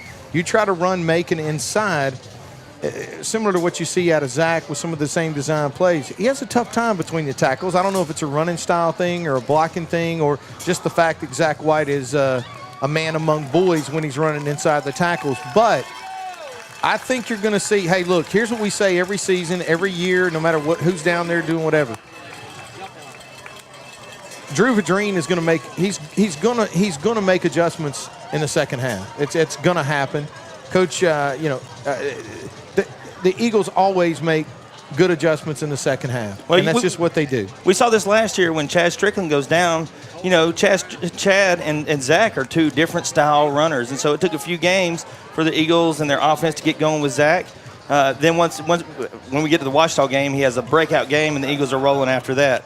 We'll have Zach back, but like you mentioned, I think Macon's best run was his first run, where he goes and he looks for a hole to develop. It never goes, but he keeps his feet moving, picks up 5 yards, and that's about all he could pick up in that play. So that was good to see. That was between the tackles, and then he only had the 2 or 3 more carries, and some of them were down here within the 5-yard line. So it'll be good to see if we can break out a run game here in the second half. Well, I can say this. What we saw was the Eagle offense, in my opinion, and that's all it is, get back on track. That's right. They moved the football effectively, efficiently down the field to put points on the board. They're going to get the ball to start the second half. You know what you want to do? You want to set the tone early. Well, you can't set the tone any earlier than when you kick the ball to number 13, Tate Hami, one of the most dangerous return men in any classification in this part of the state. You think they'll give him a shot right here? I do. I really do. I don't know why I would as a coach, but I think they may keep it low. But the Eagles got kind of an interesting setup here up on their front line. Yeah, they're going to try to match the kickoff team. So they're going to mirror the kickoff team. So they're both front lines are huddled right now. Tate's only got 1 kickoff return for a touchdown. I just think teams just don't like to kick it to him, and I can't blame them. So our front line will spread out to match the Cougars. Tate Hamby's going to stand at his own 15-yard line. Going to be an onside kick, going to be fielded cleanly, and the Eagles will go down. Great job up front that time, and we're going to give number 7, Cooper Russell, a little love on that one, as he does a really good job of fielding that thing on the hop, brings it in, gets down on the ground, and you couldn't ask for an onside kick to not be fielded fooled any one cleaner. bit. Not at all. Yep. Nice job that time by Russell as he brings it in. So the Eagle offense able to score on their last drive. They're going to start the second half with phenomenal field position. First down and 10 at their own 49-yard line. Sophomore quarterback Luke Vadrine with an eye backfield beside him in the shotgun. 2 receivers left, 1 right. Good snap from center. Turns, hands this one inside to Leonard. And Leonard is going to get to the outside, and he just looks so much more comfortable in space as Leonard stretches that one out and is able to get to the edge. And he's going to pick up, it looks like 6 yards. Donnie says 7, and that's going to bring up second down and 3 for the Eagles. Already in Cougar territory. Ball at the Cedar Creek 44-yard line. Nice run by Macon there, able to, like you said, stretch it, bounce it out, break, kind of pushes off a few tackles, picks up some good yardage. Second down and 3. Vadrine in the gun, good snap. Oh, and they get it to him on the speed sweep here. He's got to get the edge. He almost had it. We're going to have to wait and see. Yeah. A little help getting out of bounds. Yeah. Looks like they're, depending on where they spot this one, it looks like it's going to be up around the first down marker. Hey, if the football field was twice as wide, that's a first down. He just ran out of room. Yep. I think he's the victim of a horrible spot. Okay, so he picks up a yard. Or 2 yards, I guess. So it's 3rd and 2, so he picked up a yard. I'd like to see the Eagles run for this first down right here. All right, Let here we Macon go. get it. 3rd down and 2. Ball at the Cougar 43-yard line. Vadrine in the shotgun, 3 receivers wide to his right, 1 to his left. Turns. No. Fakes that one inside. I don't know. That was definite miscommunication there. They're going to rule him short of the first down. He needed 2. He got 1, so it's going to bring up 4th down and 1. Eagle offense is going to stay on the field. 4th down and a yard. Yeah, they're going with this formation where they bring Noah Lovelady in. There was a miscommunication there because there was supposed to be a mesh, and the mesh was never met. So Macon never felt the ball, so Luke had no option but to hold on to it, and there was nothing there for him. First drive of the second half. Washita Christian faces their first 4th down here in the second half. 4th and 1. Ball at the Cougar 42-yard line. 3 running backs in the backfield with Vadrine. Good snap from center. Turns. Keeps this one inside. That's going to be enough for a first down. Yeah, just right Gain up the of gut. 5 yards on the play. Needed 1, and that first down brought to you by the fine folks at Community Pharmacy. Yeah, just a dive play for Macon. Macon finds the hole right off the between the guard and the center and picks up a first down pretty easily there. Good run. First down and 10 for the Eagles. Ball at the Cougar 37-yard line. 10 minutes and 31 seconds left to play here in the third quarter. Ouachita Christian 14, Cedar Creek 0. Good snap from center. Vadrine looks, throws this one out in the flat. Whoa, that's a nice move by Macon Leonard in the open field. He's only going to pick up about 2. Dropped behind the line, so actually it's going to be a gain of 1 yard on the play. I say drop, thrown behind the line of scrimmage, so he has to make a couple of Cougar defenders miss just to get back to the line, and picks up 2 yards on the play. Well, actually 1 on the play, so it's going to be 2nd down and 9. They put this football at the Cougar 36-yard line. Yeah, we used to call that just a flare, where he just takes off and runs towards the sideline. 5 or 6 yards behind the line of scrimmage, so he's got some work to do to pick up yards. Only picks up 1 on that one. 2nd down and 9. Vadrine in the shotgun, 2 receivers to his right. Sends a man in motion across the formation. That's Turner. Looks to throw, throws it out in the flat. That's Hamby. Hamby's got some running row. He's going to get wrapped up. Now we're going to have a call. It's going to be thrown from way down the field, which is typically an indication of a holding call. That referee just had about a 26-yard throw of that flag. He chunked it. But it was, it's thrown from back here, kind of away from the ball. I don't know what it was. Tate catches the ball on a screen and tries to cut back towards the middle of the field behind his blockers. It's going to be holding against the Eagles. Yep. And Daniel, in all fairness, too, I mean, when you catch the ball where he did, and you actually have to, go back against the grain. You got guys that are trying to hold their block, and then you reverse field. And it's not surprising to see a holding call come out of it. But I think they're going to spot this. It's a 10-yard penalty from the spot. So they're going to back this one up. Oh no, they're going from the line of scrimmage. It is not a spot foul, I guess. It's 15. Yeah, that's just 15 yards. Good gracious. Did he hold him by his face mask?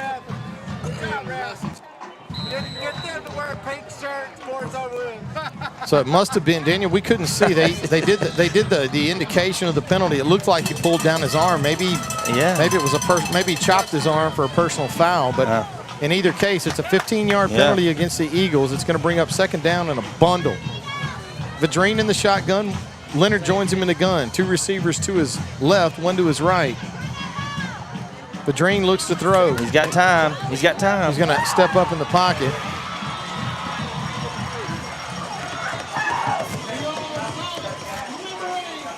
Made it back to the line of scrimmage and no more. Man, he had good blocking by the offensive line. They had a pocket there. Vadrine's feet got a little happy, and he tries to flush himself out and runs into trouble. Back to the line of scrimmage. I actually lost a yard, so it's going to be 3rd down and 25. And you know what I like on 3rd and 25? Yeah, I know what you like. I like a nice deep ball to Tate Hami. Yeah. Oh, and you know what? Let's double cover him. You know what? Who cares? That's right. 3rd and 25. Vadrine in the shotgun. 2 receivers to his right, 2 to his left. Good snap from center. Looks to throw and does. He's got Hamby, and Hamby's going to reel it in. But hey, you know what? He got about 14 yards of it back. Donnie's going to give him a gain of 13 on the play. So now you make this 4th down manageable. Hey, you know what I like on 4th and long, Daniel? I like Tate Hami. You got a 14-0 lead. You're in Cougar territory. Yeah, why not? 4th and 13 for the Eagles. Let's say he's covered. Let's say he's covered. You know what I like? Number 13. We've got a microphone down there. I don't know if you heard what Coach Fitzhugh on that. What did he say? That same play, 1st down. Here we go. 4th down and 13 for the Eagles. Ball at the Cougar 40. Vadrine in the shotgun. Good snap from center. Looks to throw. He likes number 13. Why not? Oh! It was there. That goes in and out of his hands. That was a good throw, David. You can't throw that football any better. That was a great throw. The sophomore quarterback put that one on him, and it goes right through his hands, and that's going to be a turnover on downs as Cedar Creek now with an opportunity to try and put points on the board here in the first half. Well thrown football that time by the sophomore quarterback as he put that one right on the money. So it is going to bring up first down and 10 for Cedar Creek. Ball at their own 40-yard line. The Cougars' first possession here in the second half, trailing in this ball game, 14-0. Senior quarterback, number 7, Ladd Thompson, in the shotgun of the flex bone. They're going to run a little pass. trick. Got another trick here. Oh, my goodness. Got a wide open receiver who's going to be caught and reeled in by the secondary of the Eagles. But a well-executed trick play by the Cougars. A little reverse flea flicker there. Yeah. Goes for 27 yards and enough for a first down. Yeah. You know, the Eagles actually did a good job of staying at home. They just misjudged the throw. Cole Hopkins is on coverage. He's a middle linebacker. He stops the run, so he doesn't play a lot of coverage, but he was there, just went right over his head, you know, to pick up that first down. You know, interesting, too, is they did have a couple of guys running real deep. Number 1 that time was Lawson Lillo, and Lillo kind of a medium-range route, and that was the opening. Thompson in the shotgun. Flex bone formation. Oh. Going to run the reverse option as he turns around on his pivot foot and goes the opposite direction, but he gets back to the line of scrimmage and no more. And what have we not said about Noah Lovelady? I mean, where does he even come from on these plays? He like appears out of nowhere. Well, he's a very difficult person to block, and he's a very difficult person to hide from if you got the football. He'll find you. Second down and 10 for the Cougars. First possession here in the second half. Yep. And we got a neutral zone infraction on the defense right here. That's possible. No? Oh, they had see. Illegal formation? It is an illegal procedure call against the Cougars. Okay. So that's going to bring a 5-yard penalty, and they'll back them up. I just happened to look down there and saw Fitzhugh explain to the ref, you know, he should throw a flag, and sure enough, he waited until the ball was snapped and he threw the flag. So great catch by Fitzhugh there and the officials. Well, you know Coach Fitzhugh's going to do whatever he can to help those guys. He wants to make sure that, you know, they're on their game as well. You got to follow the rules. That's right. Got to follow the rules. All right, so it is a 5-yard penalty. It's going to back Cedar Creek up into a second down and 15 situation. The ball at the Eagle 38-yard line. 5 minutes and 30 seconds left to play here in the third quarter. Ouachita Christian 14, Cedar Creek 0. Thompson in the shotgun. Flex bone formation in front of him. Receiver left, receiver right. Sends a man in motion across it. Give this one inside to number 1. That's Lillo. And he's going to find it tough running inside. A gain of 1 on the play. Brings up third down now and 9. Yeah, nice job by Reed Messenger and Stacy Shaw. Again, on the interior defensive line, stopping the dive. Or what, did he pick up 1 there? 1 yard on the play, so it's going to be third down and 14. I said third and 9 because I thought it was going to be third. I thought we knew he picked up a yard, but I forgot about the penalty. Yep. They're going to have to pick up 4 just to get back to the original line of scrimmage. Third and 14.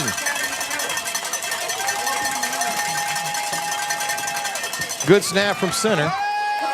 Thompson rolls, and they drop him. Ben DeVal. Ben DeVal with the sack. It's going to bring up fourth down and a bundle. I don't know if Cedar Creek, I don't know that they've got punt in them, Daniel. A loss of 8 yards on the play. It's going to bring up now fourth down and 22. Yeah, and it does look like they'll punt this football, and I got news for you. It doesn't get the news doesn't get better because now you're going to punt to number 13. Well, they're in plus territory, so, you know, the defense is going to stay on their toes. They're not going to, you know, they're going to play defense here pretty much. Maybe try to set up a return. Good snap from center this time. That's, oh, clear. Yep. Oh, yes, sir. You got lucky to hit. Oh, man. No return on the punt. Not going to really do a whole lot of, I wouldn't say going to turn the field position, but it is going to be The punt's going to cover 12. Well, let's see. Actually going to cover. I was going to say 12, but it's 16 yards. So no return, 16-yard punt. And here we go. First down and 10 for the Eagles. They put this football at the Eagle 27-yard line. Second drive here in the second half. 3 minutes and 37 seconds left to play in the third quarter. Ouachita Christian 14, Cedar Creek 0. Vadrine looks to throw and does. Got a man, that's Jet Hudnall. Hudnall hauls it in, does a nice job of catching the football, getting it upfield. He's going to have more than enough for a community first down, a gain of 11 yards on the play. First down and 10 for the Eagles at their own 39-yard line. The secondary for Cedar Creek, they're giving a pretty good cushion to these receivers. That was just a simple slant route. Jet runs, nice route, nice throw by Luke Vadrine. Vadrine in the gun. Two receivers right. Tate Hami left. Going to turn, keep this one on the ground with Leonard. Leonard bounces this one outside. He's got some more running room as Leonard likes that seam right outside on the outside, bounces it outside, and this time he's going to pick up nice yardage. Yeah, actually going to be a gain of 7 yards on the play. Good burst of speed from Macon once he bounces it, and that's something you've talked about. Something we know Macon's fast when he gets to the outside. Second down and 4 for the Eagles. They put this football at the Ouachita Christian 45-yard line. Eagles' second drive here in the second half. 3 minutes left to play in the third quarter. Ouachita Christian 14, Cedar Creek 0. Vadrine in the shotgun. Good snap from center. Keeps this one on the ground to Leonard. Leonard's got some room. He's going to get hauled down from behind. That time, the Eagles unable to set the edge. That's number 1. Lawson Lillo is going to track him down from behind, and that's going to be a loss on the play. The Eagles are going to get backed up here. Loss of 1, so now you're going to be looking at third down and 5. Big third down play here to keep this drive alive.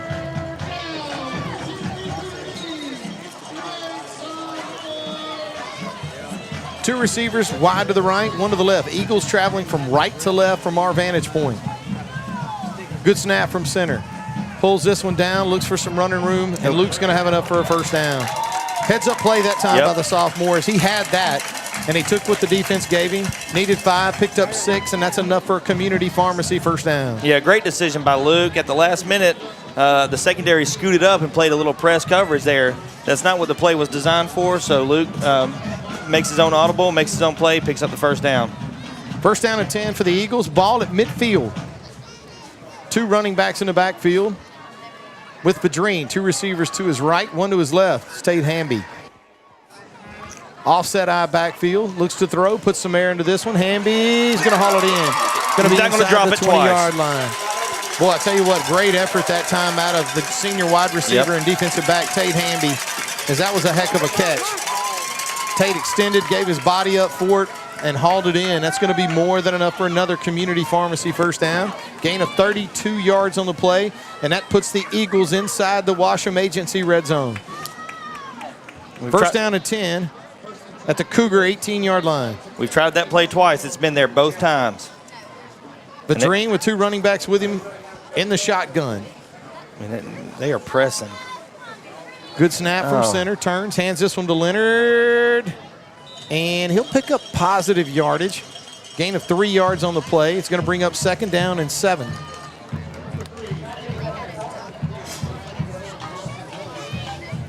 Ball's going to be spotted at the Cougar 15. 1 minute and 14 seconds left to play here in the third quarter.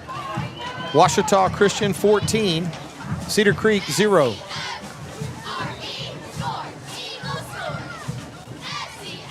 Vadrine's got company in the backfield. 3 running backs. Kind of a wishbone type formation with Vadrine in the middle in the shotgun. Good snap from center. Going to roll. He's got a man open in the flat, and he unloads it. That's going to be a nice throw, a nice catch as Noah Lovelay. You know what? I mean, you know what? He's just going to hit somebody. It doesn't matter. I mean, he might could have scored on that, but then he wouldn't have been able to plow that guy. Yeah, well, I tell you what, that's you want to talk about a guy that runs the ball like Zach White? There you go, right there. Leaning Gain forward. Of 8 on the play, and that's going to be enough for a first down. It's going to be first and goal now inside, well, it's called the Cougar 2-yard line. Vadrine 3 running backs with him in the formation in the gun. Turns, hands this one inside, and that one's going to be Leonard in for another touchdown. As Ouachita Christian is going to increase their lead over the Cedar Creek Cougars. Making Leonard is going to take it in for his second touchdown of the night from 2 yards out. That touchdown brought to you by the fine folks at Trinity Diamonds Direct. For all your diamond needs, visit their store located on Blanchard Street in West Monroe. Want to thank the fine folks at Trinity Diamonds Direct, longtime supporters of Ouachita Christian Eagle football. Nice snap, kick is up, and it's good. Nice job by number 18, Gavin Polk, and just as nice a job by the holder. Number 0, Patrick Turpin, as the Eagles increase their lead now 21-0 with 22 seconds left to play here in the third quarter. Let's go down to the sideline and check in with Nick White and Marion State Bank sideline report. Nick, how are you? Hey, doing good. You know, there's a couple of notes, and I know we have very limited time. The scoreboard is not working tonight, so I've got 2 quick stories for you. My first ever broadcast back in 2003, I was doing play-by-play. I started here at Cedar Creek, and there's an old device called a Marty, okay?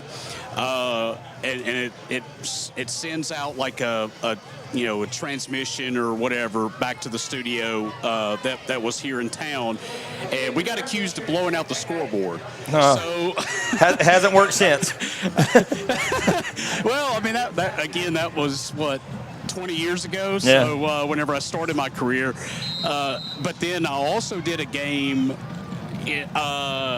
for Union whenever I was still doing Union games without a scoreboard as well, and I got to say, you guys are doing an admirable job because that's quite a challenge here. But, it finally seems like, and I was talking to somebody down here on the sidelines, it finally seems like that this Eagle team is finally kind of getting that juice back, if that makes sense. So makes a lot of sense, Nick. It kind of woke them up a little bit, and I think we saw that on that last drive. But this is also a quick-moving game as well. Absolutely. Thanks a lot. Nick White with the Marion State Bank sideline report.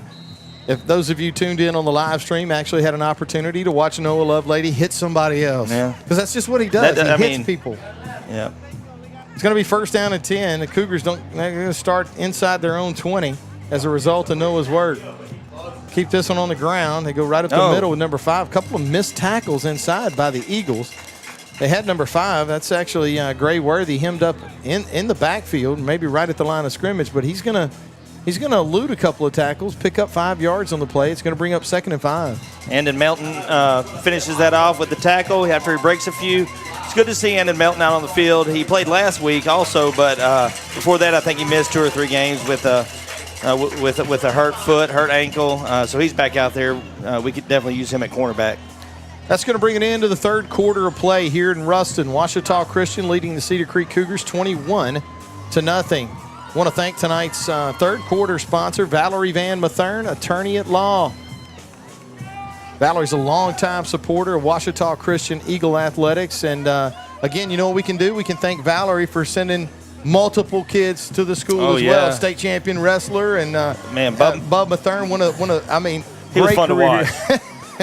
Great career here as a fullback for the Eagle offense as well. Played a little defense, but that was when his senior year he made the transition to defense and just started wrecking people. But we want to thank Valerie for not only sponsoring our show but supplying us with some great young men and a young lady too for being here at Ouachita Christian. And we want to thank Valerie Van Mathern, attorney at law, specializing in estate planning and successions. Call 318-807-9030 to schedule your appointment today. And we want to thank Valerie for being a longtime supporter of Ouachita Christian Eagle Athletics. First, it's going to actually be 2nd and 5 for the Cougars at their own 22-yard line. Thompson looks to throw and looks like he threw that one in the dirt. Did it outside the tackle box. Had it pointed at least in the area of intended receiver. So it's going to bring up 3rd down and 5. Good coverage that time by the Eagles. They didn't fall asleep on the screen. Yep. Thompson had nowhere to go with it. Didn't want to take a huge loss, so he did the smart thing. threw it in the dirt. So here you go, 3rd down and 5. Big play here in the second half for Cedar Creek. Coach Fitz, you talked this week about alignment football, making sure you hold your responsibility, and the Eagles did a great job right there, like you mentioned, as they were trying to set up a screen, and it was not happening. 3rd down and 5. Thompson brings the Cougars to the line. Man in motion. He looks to throw. He's going to feel a little bit of pressure. He's going to get this one off. He caught that. And now we're probably going to have a face mask on top of what looked like a first down reception. And it did look like, Daniel, from where I'm sitting, we might have had a hand on a face mask, and that could be a big penalty on this play. Yeah, look, another screen they're trying to set up, and that one was actually batted in the air and lands in the hands of the receiver. A lineman batted it? A lineman caught it. Oh. Yeah, Okay. they're waving it off because it was tipped. Okay, so it is going to result in a first down. It was tipped at the line of scrimmage. So the ball was tipped. And it is going to be first down and 10 for the Cougars. They'll put this football at the Cougar 29-yard line. Yes, 11 minutes and 43 seconds left to play here in the 4th quarter. Yeah, so it was an ineligible receiver. Ball was tipped at the line, so it's a live ball. Anybody can catch it then. It's pretty much like a fumble. Thompson in the shotgun, 2 receivers to his left, 1 to his right. Lone running back with him in the backfield is Gray Worthy. Going to turn and run the option. Oh, my goodness. Boy, I tell you what, this Eagle defense is, woo, Lordy. Man. A lot of activity out there in the middle of that football field, and the Cougars are heading in the wrong direction. Loss of 2 yards on the play. It's going to bring up 2nd down and 12.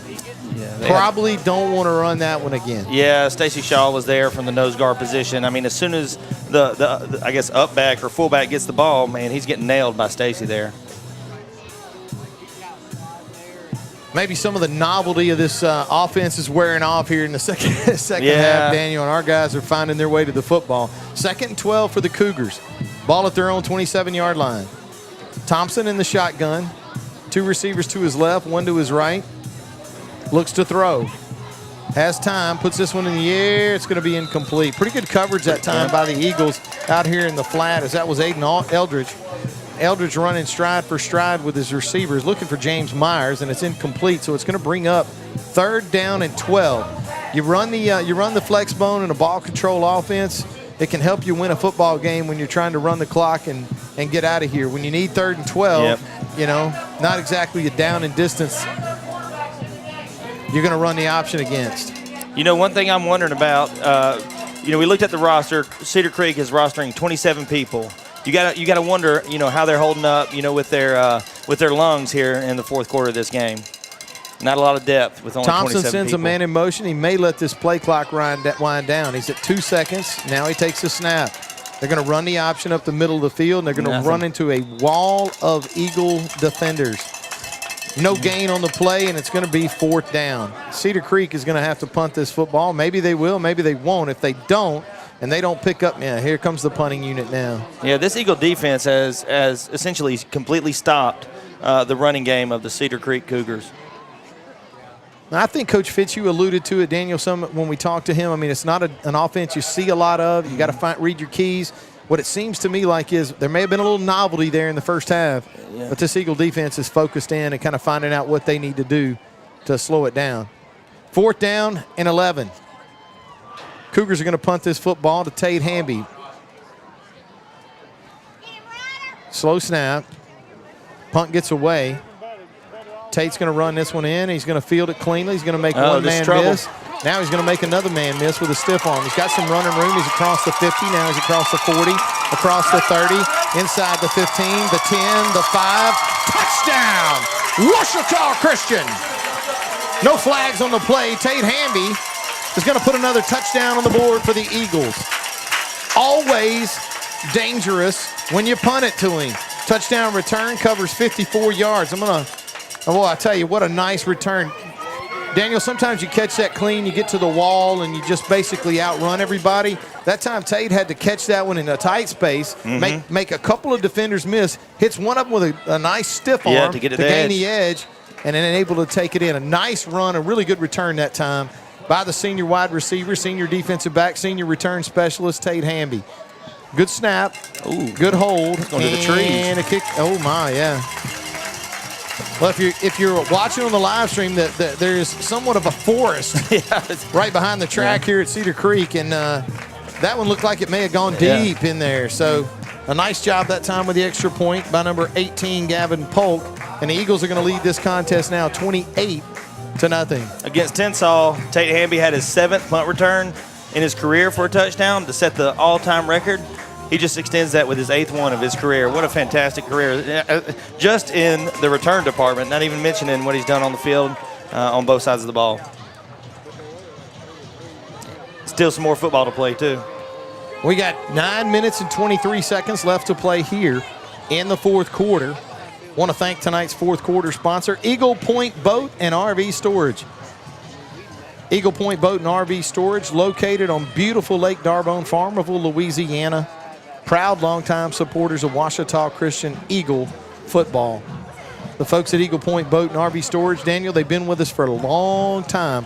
Long-time proud supporters and sponsors of this broadcast and Ouachita Christian Eagle Athletics. 9 minutes and 23 seconds of football left here in Ruston. Ouachita Christian 28, Cedar Creek 0. Boy, I tell you what, Gavin Polk wasted no time in unloading on that one as he hammers it. That's going to travel into the end zone, no return. Going to be first down and 10 for Cedar Creek at their own 20-yard line.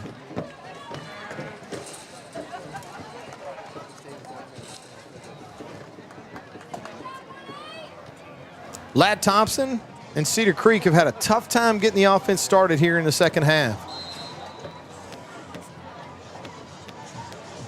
They're going to start this drive inside their 20, or right at their 20-yard line. First down and 10. Thompson with a flex bone. Operates in the shotgun with the running back right behind him and 2 wing backs. Sends one of his wings in motion. Looks to throw. He's got a man, and I got to tell you something. He had a man wide open in the middle of the field, and that would have been a problem if it was not for the fact that number 11, Zach, or actually it's not number 11, it's 41. If not for the fact that number 41, Maddox King, was all in his face and made that throw next to impossible. So nice pressure that time from Maddox to, to keep him from capitalizing on what looked like to be a wide open receiver. Yeah, somebody missed that tight end coming out of the backfield right there. And he, like you said, he was wide open, but with the pressure, could not get rid of the ball. I wonder if that was Maddox's guy, and he just sells out on the blitz there. Second down and 10 for the Cougars. Ball at their own 20-yard line. Thompson in the shotgun. Sends a man in motion. Run the option. Oh. And, boy, I tell you what, a couple of Eagle defenders back there that time. Looked like Bentley was back there, Parker Payne. Well, that's actually Busby, I think. Busby and Parker Payne. Yeah, 56. What is 56? Yeah, Trace Busby and Parker Payne. So it is going to be a loss of 2 yards on the play. So now you're going to be looking at 3rd and 12, and you've got to think Cedar Creek wants this bad. Well, that or you know that this punt is not going to go anywhere in the vicinity of number 13. Yeah, might as well go for it. 3rd down and 12.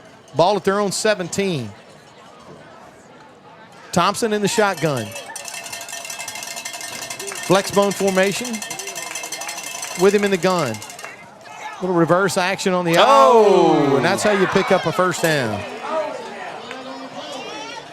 Well, there's no question about that one.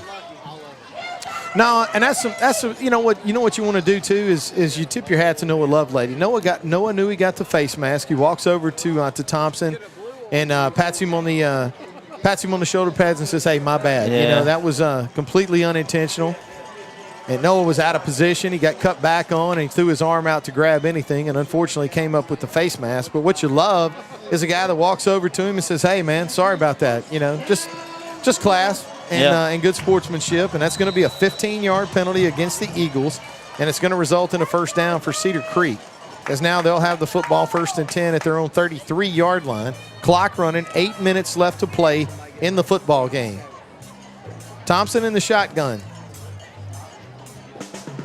Flexbone formation, sends a man in motion. They run the toss off of it, and it's going to be good yardage. Yeah. On the edge as Cedar Creek does a nice job setting up their blocks and a nice job of running the football that time. Gain of 7 yards on the play for number 3, James Myers.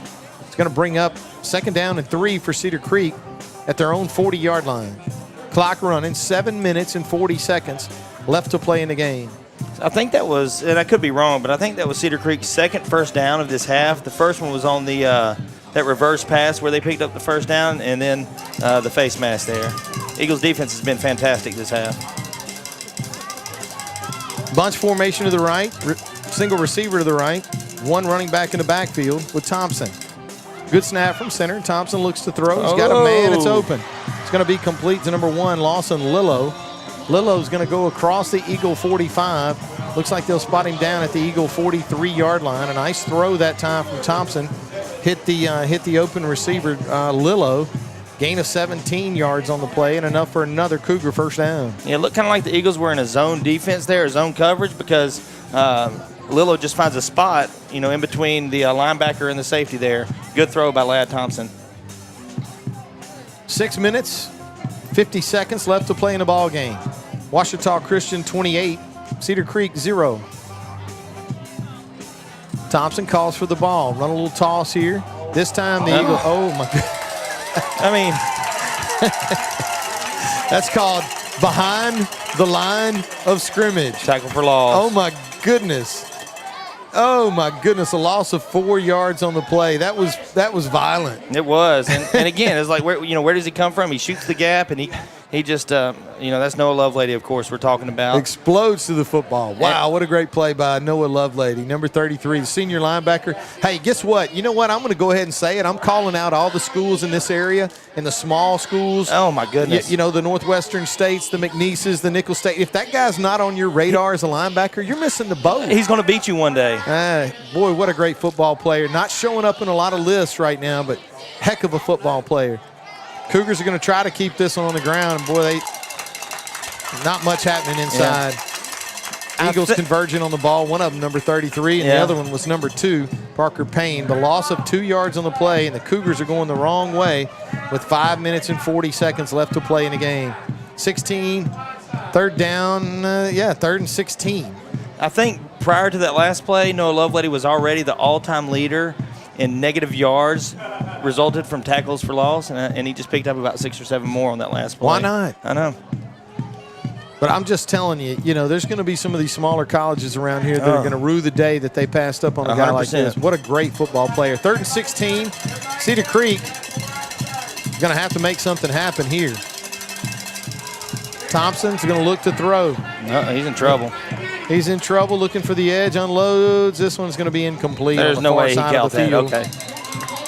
If he did, it was going to be out of bounds. So now you're going to be looking at 4th down. And, I can tell you right now, Cedar Creek's not fixing to punt this football. No, there's no sense in punting it. You're on the Eagle side of the field. Last one resulted in a touchdown. The one before that was a 16-yard punt. Yeah, you fully expect him to go for it, even though it's 4th and a mile. 4th down and 16 with 5 minutes left to play in the football game. Ball at the Eagle 48-yard line. And it looks like somebody's going to burn a timeout, and it's going to be the Cougars.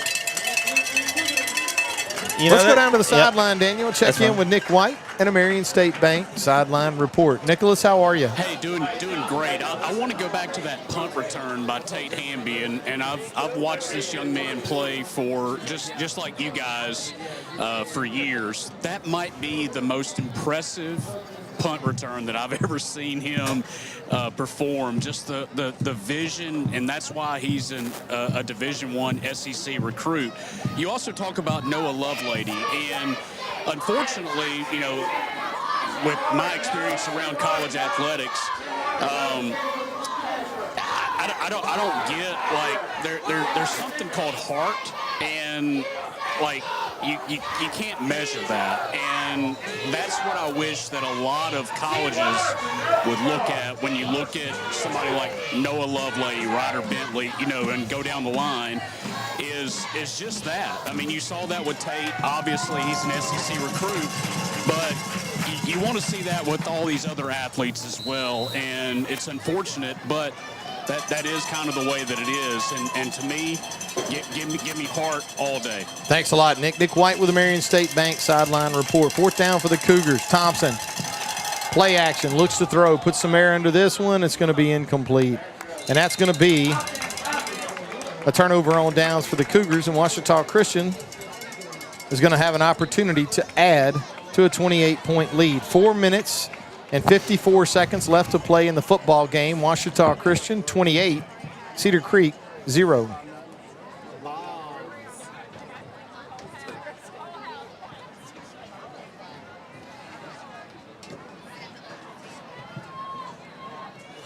Eagles will take over, first down and 10 at their own 48-yard line. Vadrine in the shotgun.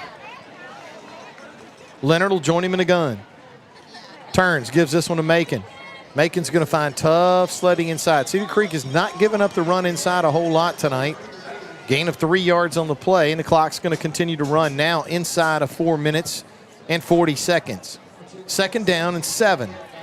Ball in Cougar territory at the Cedar Creek 49. Eagles in no hurry.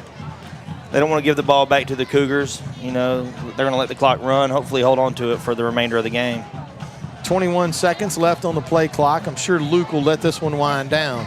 2 receivers split wide to the right, 1 to the left. Macon Leonard in the shotgun with sophomore quarterback Luke Vadrine. Good snap. Give this one to Leonard. Oh, nice patient run. Macon's got some running room. He's going to be inside the Cougar 45-yard line or 40-yard line. They'll bring him down at around the 35. Nice tough run that time out of Macon Leonard as he explodes through the hole that time. Daniel able to pick up 15 yards on the play and more than enough for a community pharmacy first down. I believe that's his longest run of the night. Good job. You know, he kind of ran into some traffic, busts through the hole, picks up the first down and then some. First down and 10 for the Eagles at the Cougar 35. Clock running with 3:30 left to play in the ball game. Vadrine in the gun. Good snap. Looks to throw and does. Ooh. That was going to be complete out in the flat to number 4. Actually, it is number 4. Yep. It's Connor Robinson. Okay, well, you know what? I don't know how or why, but we actually got 2 number 4s on our roster. I guess it's I guess a defensive and an offensive 4, but Connor Robinson with the catch that time.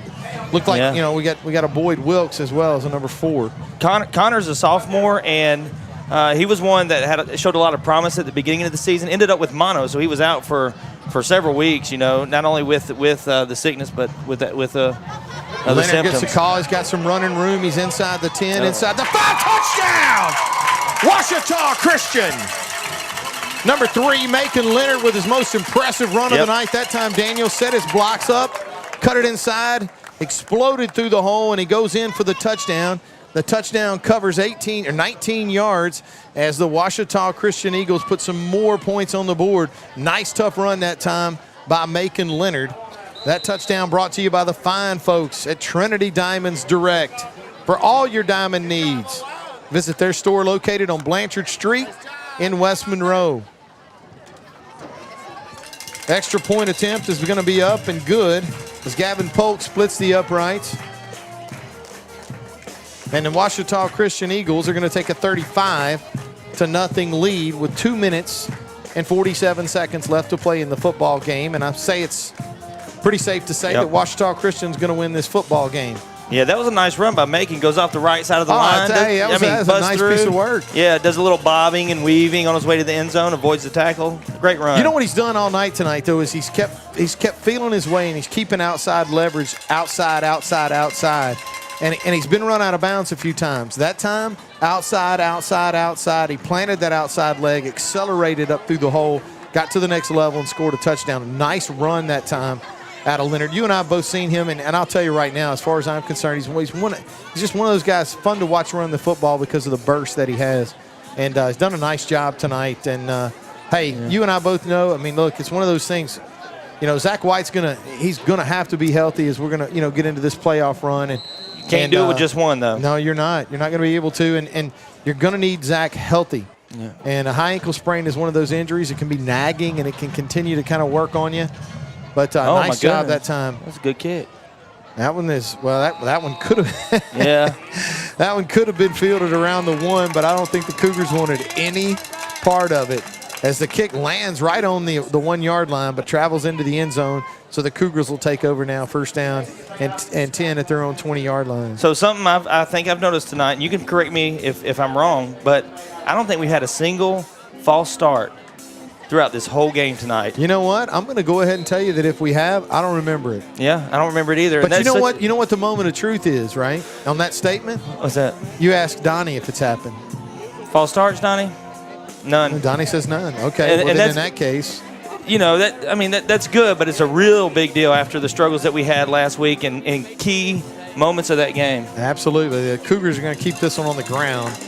They go with number 5. That's Gray Worthy. Worthy's done a nice job. Tough running football. Tough guy running the football tonight. 2 minutes and 30 seconds left to play here in the football game. Ouachita Christian 35. Cedar Creek 0. Yeah, starting to see some Eagles, trade in and out. Some second stringers coming in. Some rotational players getting some playing time here. Barrett Freeland's here at the cornerback position. Cooper Russell's in at middle linebacker. Second down and 5 for the Cougars. Thompson turns, actually hands this one to the up back. He'll fall forward for a tough 3 yards, and that's going to bring up third down and 3. Yeah, that was a nice tackle by Cooper Russell right there in the A gap. Now Eli Gray, sophomore, is coming in for going to give Noah Lovelady a break on defense. You don't see that very often, but Eli Gray is going to go out there and play some of the linebacker position. Cougars in no hurry here. Minute 25 and counting.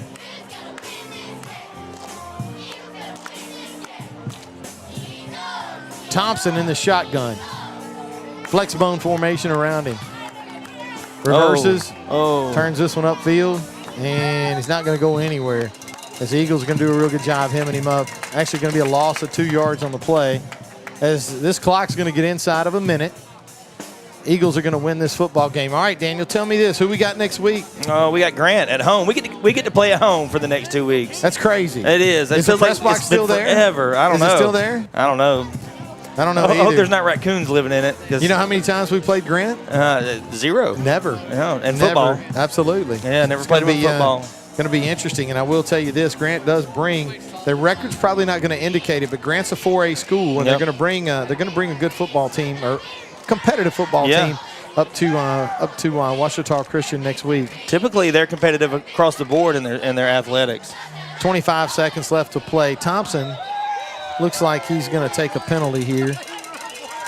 They don't have a timeout, or actually, so they're content to take the penalty and punt this football.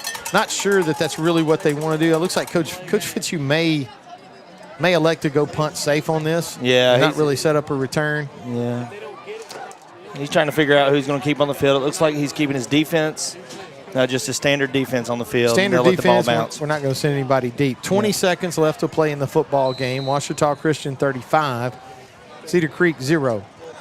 Looks like the Eagles, I don't want to jinx it, Daniel, and say, but it looks like they may be able to preserve the shutout tonight. Yeah, as long as they can.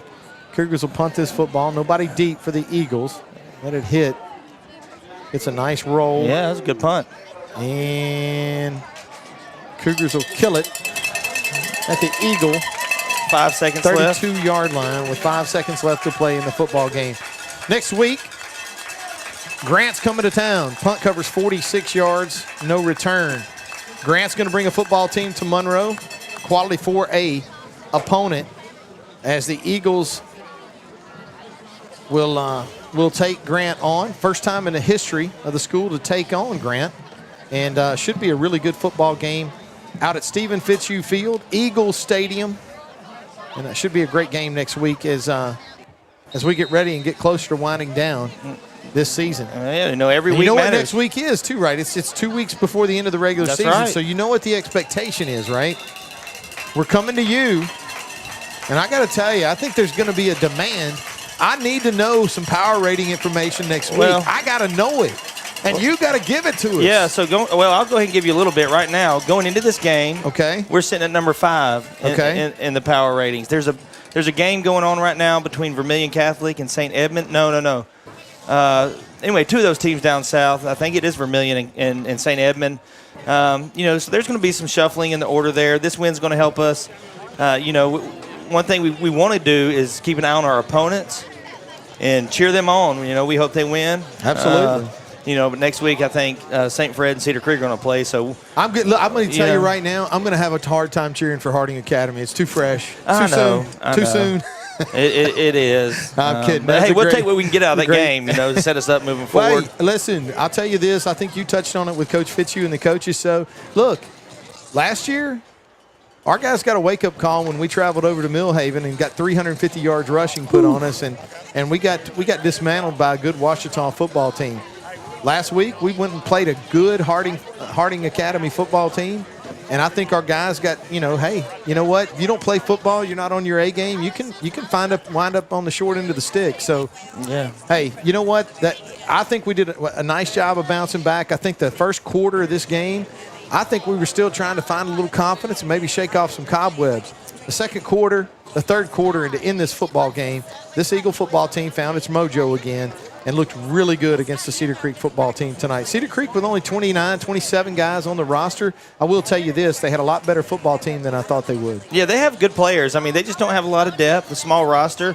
Over the past 3 years with this program, there's been a lot of turnover at the, kind of in the, up top with your head coaches. They had a head coach that was here.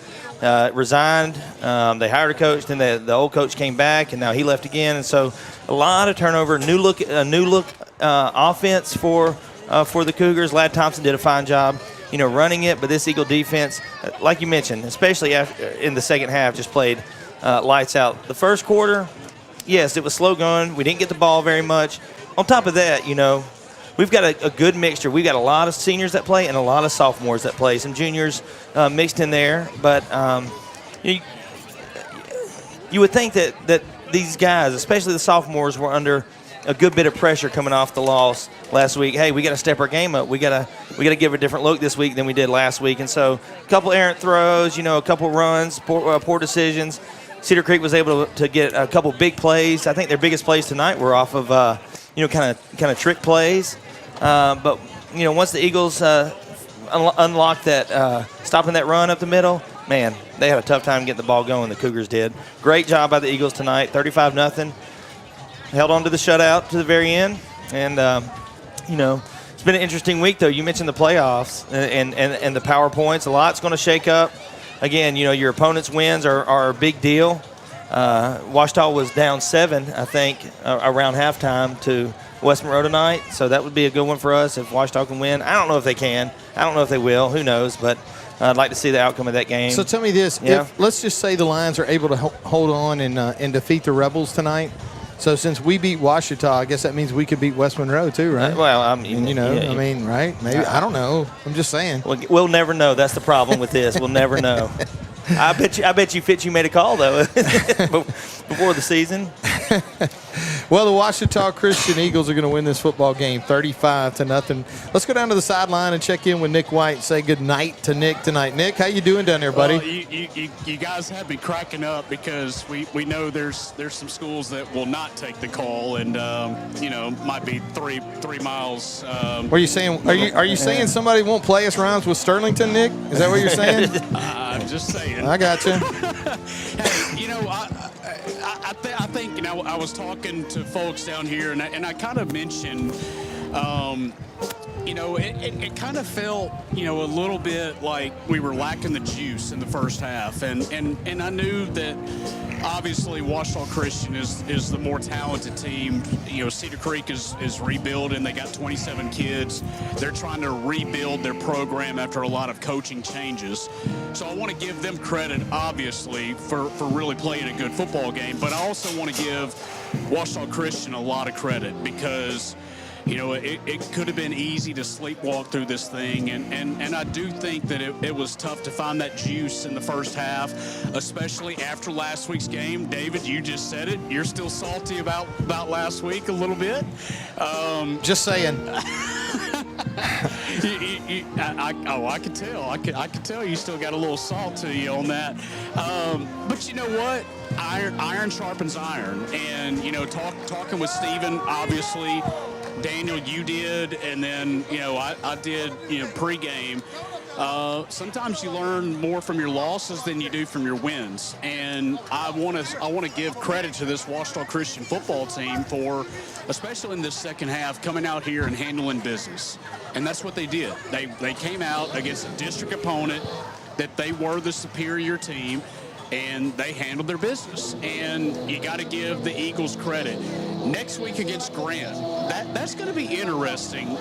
We talked about first ever matchup. I know they kind of played with Neville pretty good last week, but then ultimately got kind of outmanned. I can't remember what the excuse me what the score was, but I'm looking forward to quite a few things. Number one, that football game. Number two, being at home, because we've kind of all forgotten about that.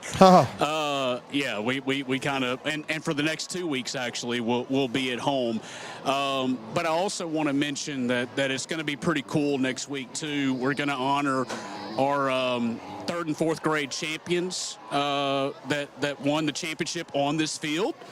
And then we're going to honor the fifth and sixth grade team as well. So that's going to happen at halftime. And the future's bright for Ouachita Christian. This is awesome. And this is a good win tonight. 35-0 with no scoreboard. We all powered through it, and we got the win. And that's all that matters. Absolutely, Nick. Nick, thanks so much. And big win for the Ouachita Christian Eagles tonight as they come over here to Ruston and take on the Cedar Creek Cougars, and actually able to handle business. We're going to take a quick break from here. Daniel, have we got the stats from the first half for the final stats? Yeah, I got them. No, I don't. No, not yet. Maybe I'll get them in a second. Maybe you'll get them in a second. You want to come back and try and throw some stats at us, or do we want to tell everybody that we want them to tune in and listen to us next week as we take on Grant? I think Grant's the Cougars. I could be wrong. I think they are too. I think you're right. All right. So either way, Grant's coming to the house next week. Yeah. Listen, you know what? Hey. We're gonna go ahead and tell everybody good night. That's right. We'll talk about them during the coaches show this week. So tune into the coaches show on Wednesday. Let me tell you something too. Anybody that's tuning in, if you hadn't had a chance, and you don't go to our YouTube channel.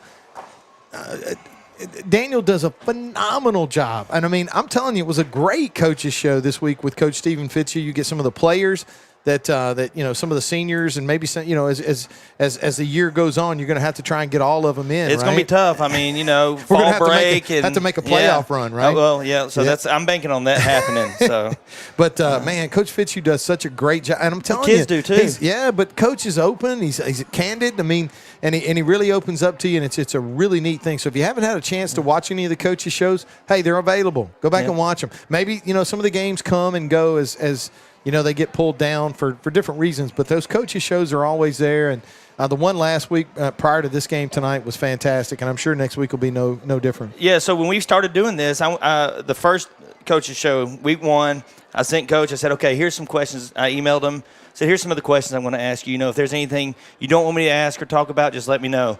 He said they look good, and after that first coaches show, he told me, he said, hey, you don't have to send me those questions. You ask me whatever you want to ask me. Oh, man. I know.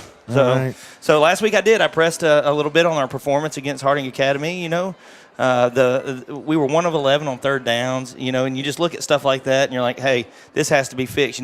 Talked about the penalties in the red zone. Hey, he said we're addressing that at practice, and sure enough, tonight, no false starts. No penalties in the red game. zone. So it was good. And good to talk to him.